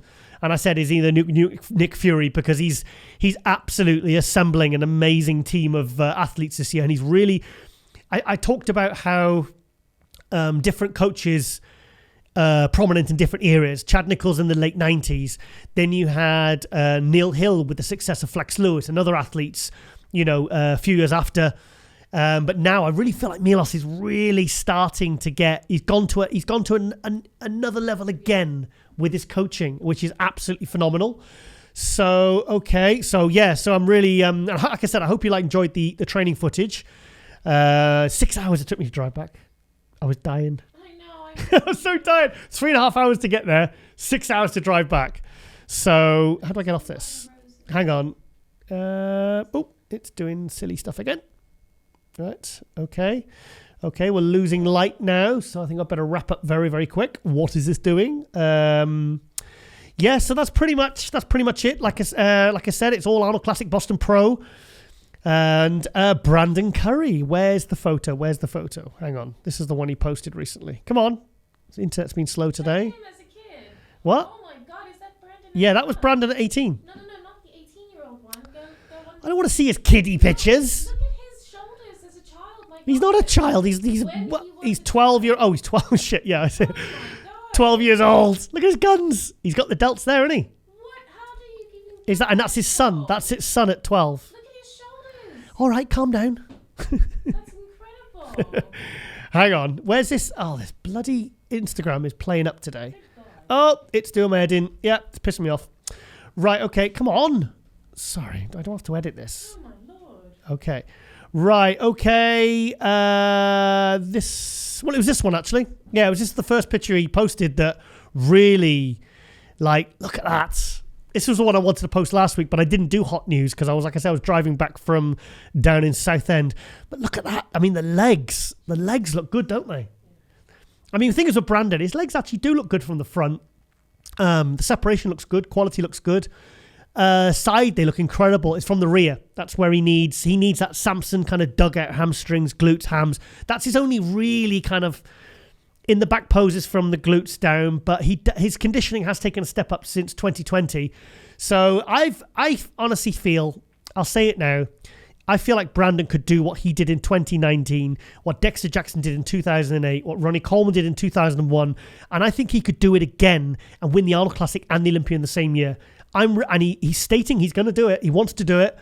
I think he will. I think Brandon will win the Arnold Classic because, like I said, he did it in 2019. He won the Arnold. He won the Olympia, and I think he's going to do it again this year. I truly believe that Brandon Curry will repeat his 2019 double win and win the Arnold Classic and the Olympia. I just think again, people are underestimating Brandon. You know, if you want to underestimate Brandon, look at what he did from 2016 to 2019. Look at the quality. Look at that. And he's you know, when he gets out to Q8 and he really digs down and focuses, I mean, his body just absolutely transforms. So, this bloody touchpad's been very sensitive today. Right, okay. I think that's pretty much all I wanted to... Why is it... Okay, it's been playing up. So there it is. There's the front cover. There, I've got it here. A great feature as well by Ron Harris there. I think that's pretty much... There's a bit of footage. I think this is new footage. God, he's a monster. I think he probably has some of the best shoulders in bodybuilding today. He had them at the age of 12. That's a very good point. Yeah, it's all genetics. It's not even hard work. He's not even lifting heavy weights there. So yeah. So I'm like I said, I'm not a Rami hater, but I'm rooting for Brandon to do what nobody has done. Well, they've done it before, but they never did it twice. Is what I'm trying to say. So, and the thing is, there was 9 months this year. There's usually 6 months between it's usually March, September, October, between the Arnold and the Olympia. This year, there's 9 months, or 8-9 months. So he could win the Arnold Classic, shut it down, and then he's got 8-9 months to prep and grow and make further improvements, show up to the Olympia and win his second Sando. Like I said, I truly believe it could happen. Okay, we're going to go to Samson's quickly. I think we've pretty much seen everything. We've seen this video here that he's just posted. He didn't post global. Oh, there it is. Nice picture of us there. Look. Yay. Ah. He trains hard, mind. He trains really hard. I went down to a great gym called Evolve Gym in Southend. Oh, this bloody trackpad. Why is it doing that? That's really annoying. So, and he was on Dennis the Menace podcast as well. A lot of motivational videos as well. Really, I just think so many people are rooting for Samson. And, he's already qualified for the 2022 Olympia. And I said to him about the Arnold Classic, I said, it doesn't matter where you place as long as you look good. Because if you look good at the main shows like the Arnold and the Olympia, forget about the placing. He might place great. He might not make top 6. It doesn't matter. I said to him in his kitchen, we're eating eggs. I said, as long as you look good and you bring your best package, you know, and you put on a show, an amazing posing routine, which I know Arnold Schwarzenegger will absolutely love. I said he'll probably got an Arnold's TikTok. It will be very good for him, you know. So, so he's at the Arnold Classic and he's qualified for the Olympia, and he is also staying out to do the Boston Pro. And do you know what he's doing? He's flying home. He's flying home on the Tuesday, and then he's flying back out, I think, on the Thursday or Friday to do the Boston Pro, and then he flies home again, and then obviously he shuts it down, you know, for 8 months, then to get ready for the 2022 Olympia. But Yeah, I mean, I like to look at his physique, and we didn't take any photos or video, but he looks absolutely phenomenal. And I mean, how could you not root for this guy? If you followed his career when he turned pro in 2017, it's just, I mean, he's just such a hard-working guy, and he's such a good guy as well, isn't he? Looks good. You look tired, dear. No, I was just thinking. I'm tired, actually. I'm tired. It's been a very excitable day. Sorry. I'm very excited for Samson. I'm like, yeah. I think this is, it's all about timing, and it's just making me think. Yeah. So happy for him. Yeah, no, totally agree. We're all rooting for you, mate. So go fly the flag for UK and Nigeria, and we woo, and we wish you the very best. So go and kick ass, mate.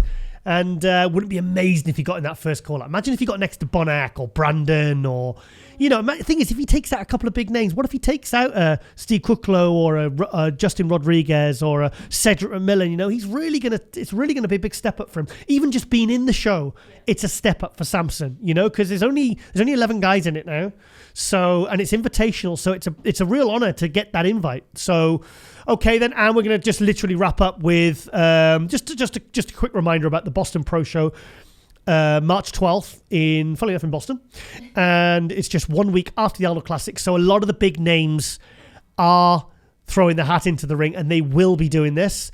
And it's just, I think this is going to be, even this year, I think it's going to be one of the biggest shows of the year.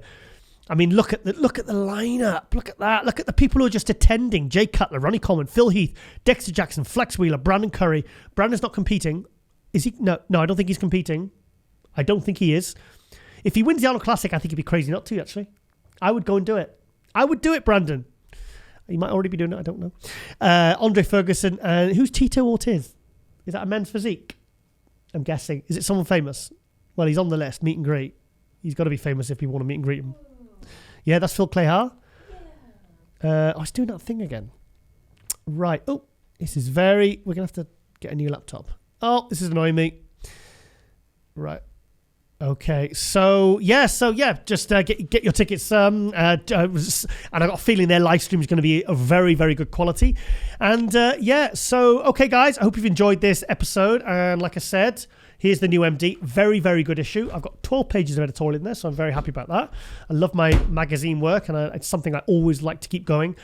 And I hope you've enjoyed like I said, the last kind of few weeks, we've done some kind of different kind of episodes.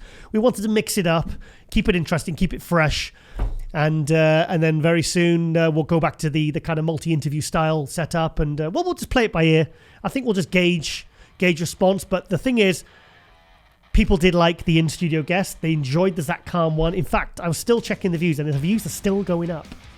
And it's just amazing, the overwhelming positivity from someone that just comes and just basically speaks their truth, like I said at the start. And that is it, my friends. Okay, then, I hope you've enjoyed this episode. We'll see you next week with hopefully another in-studio guest. Thank you for watching. Thank you for supporting. And ladies and gentlemen, we are out.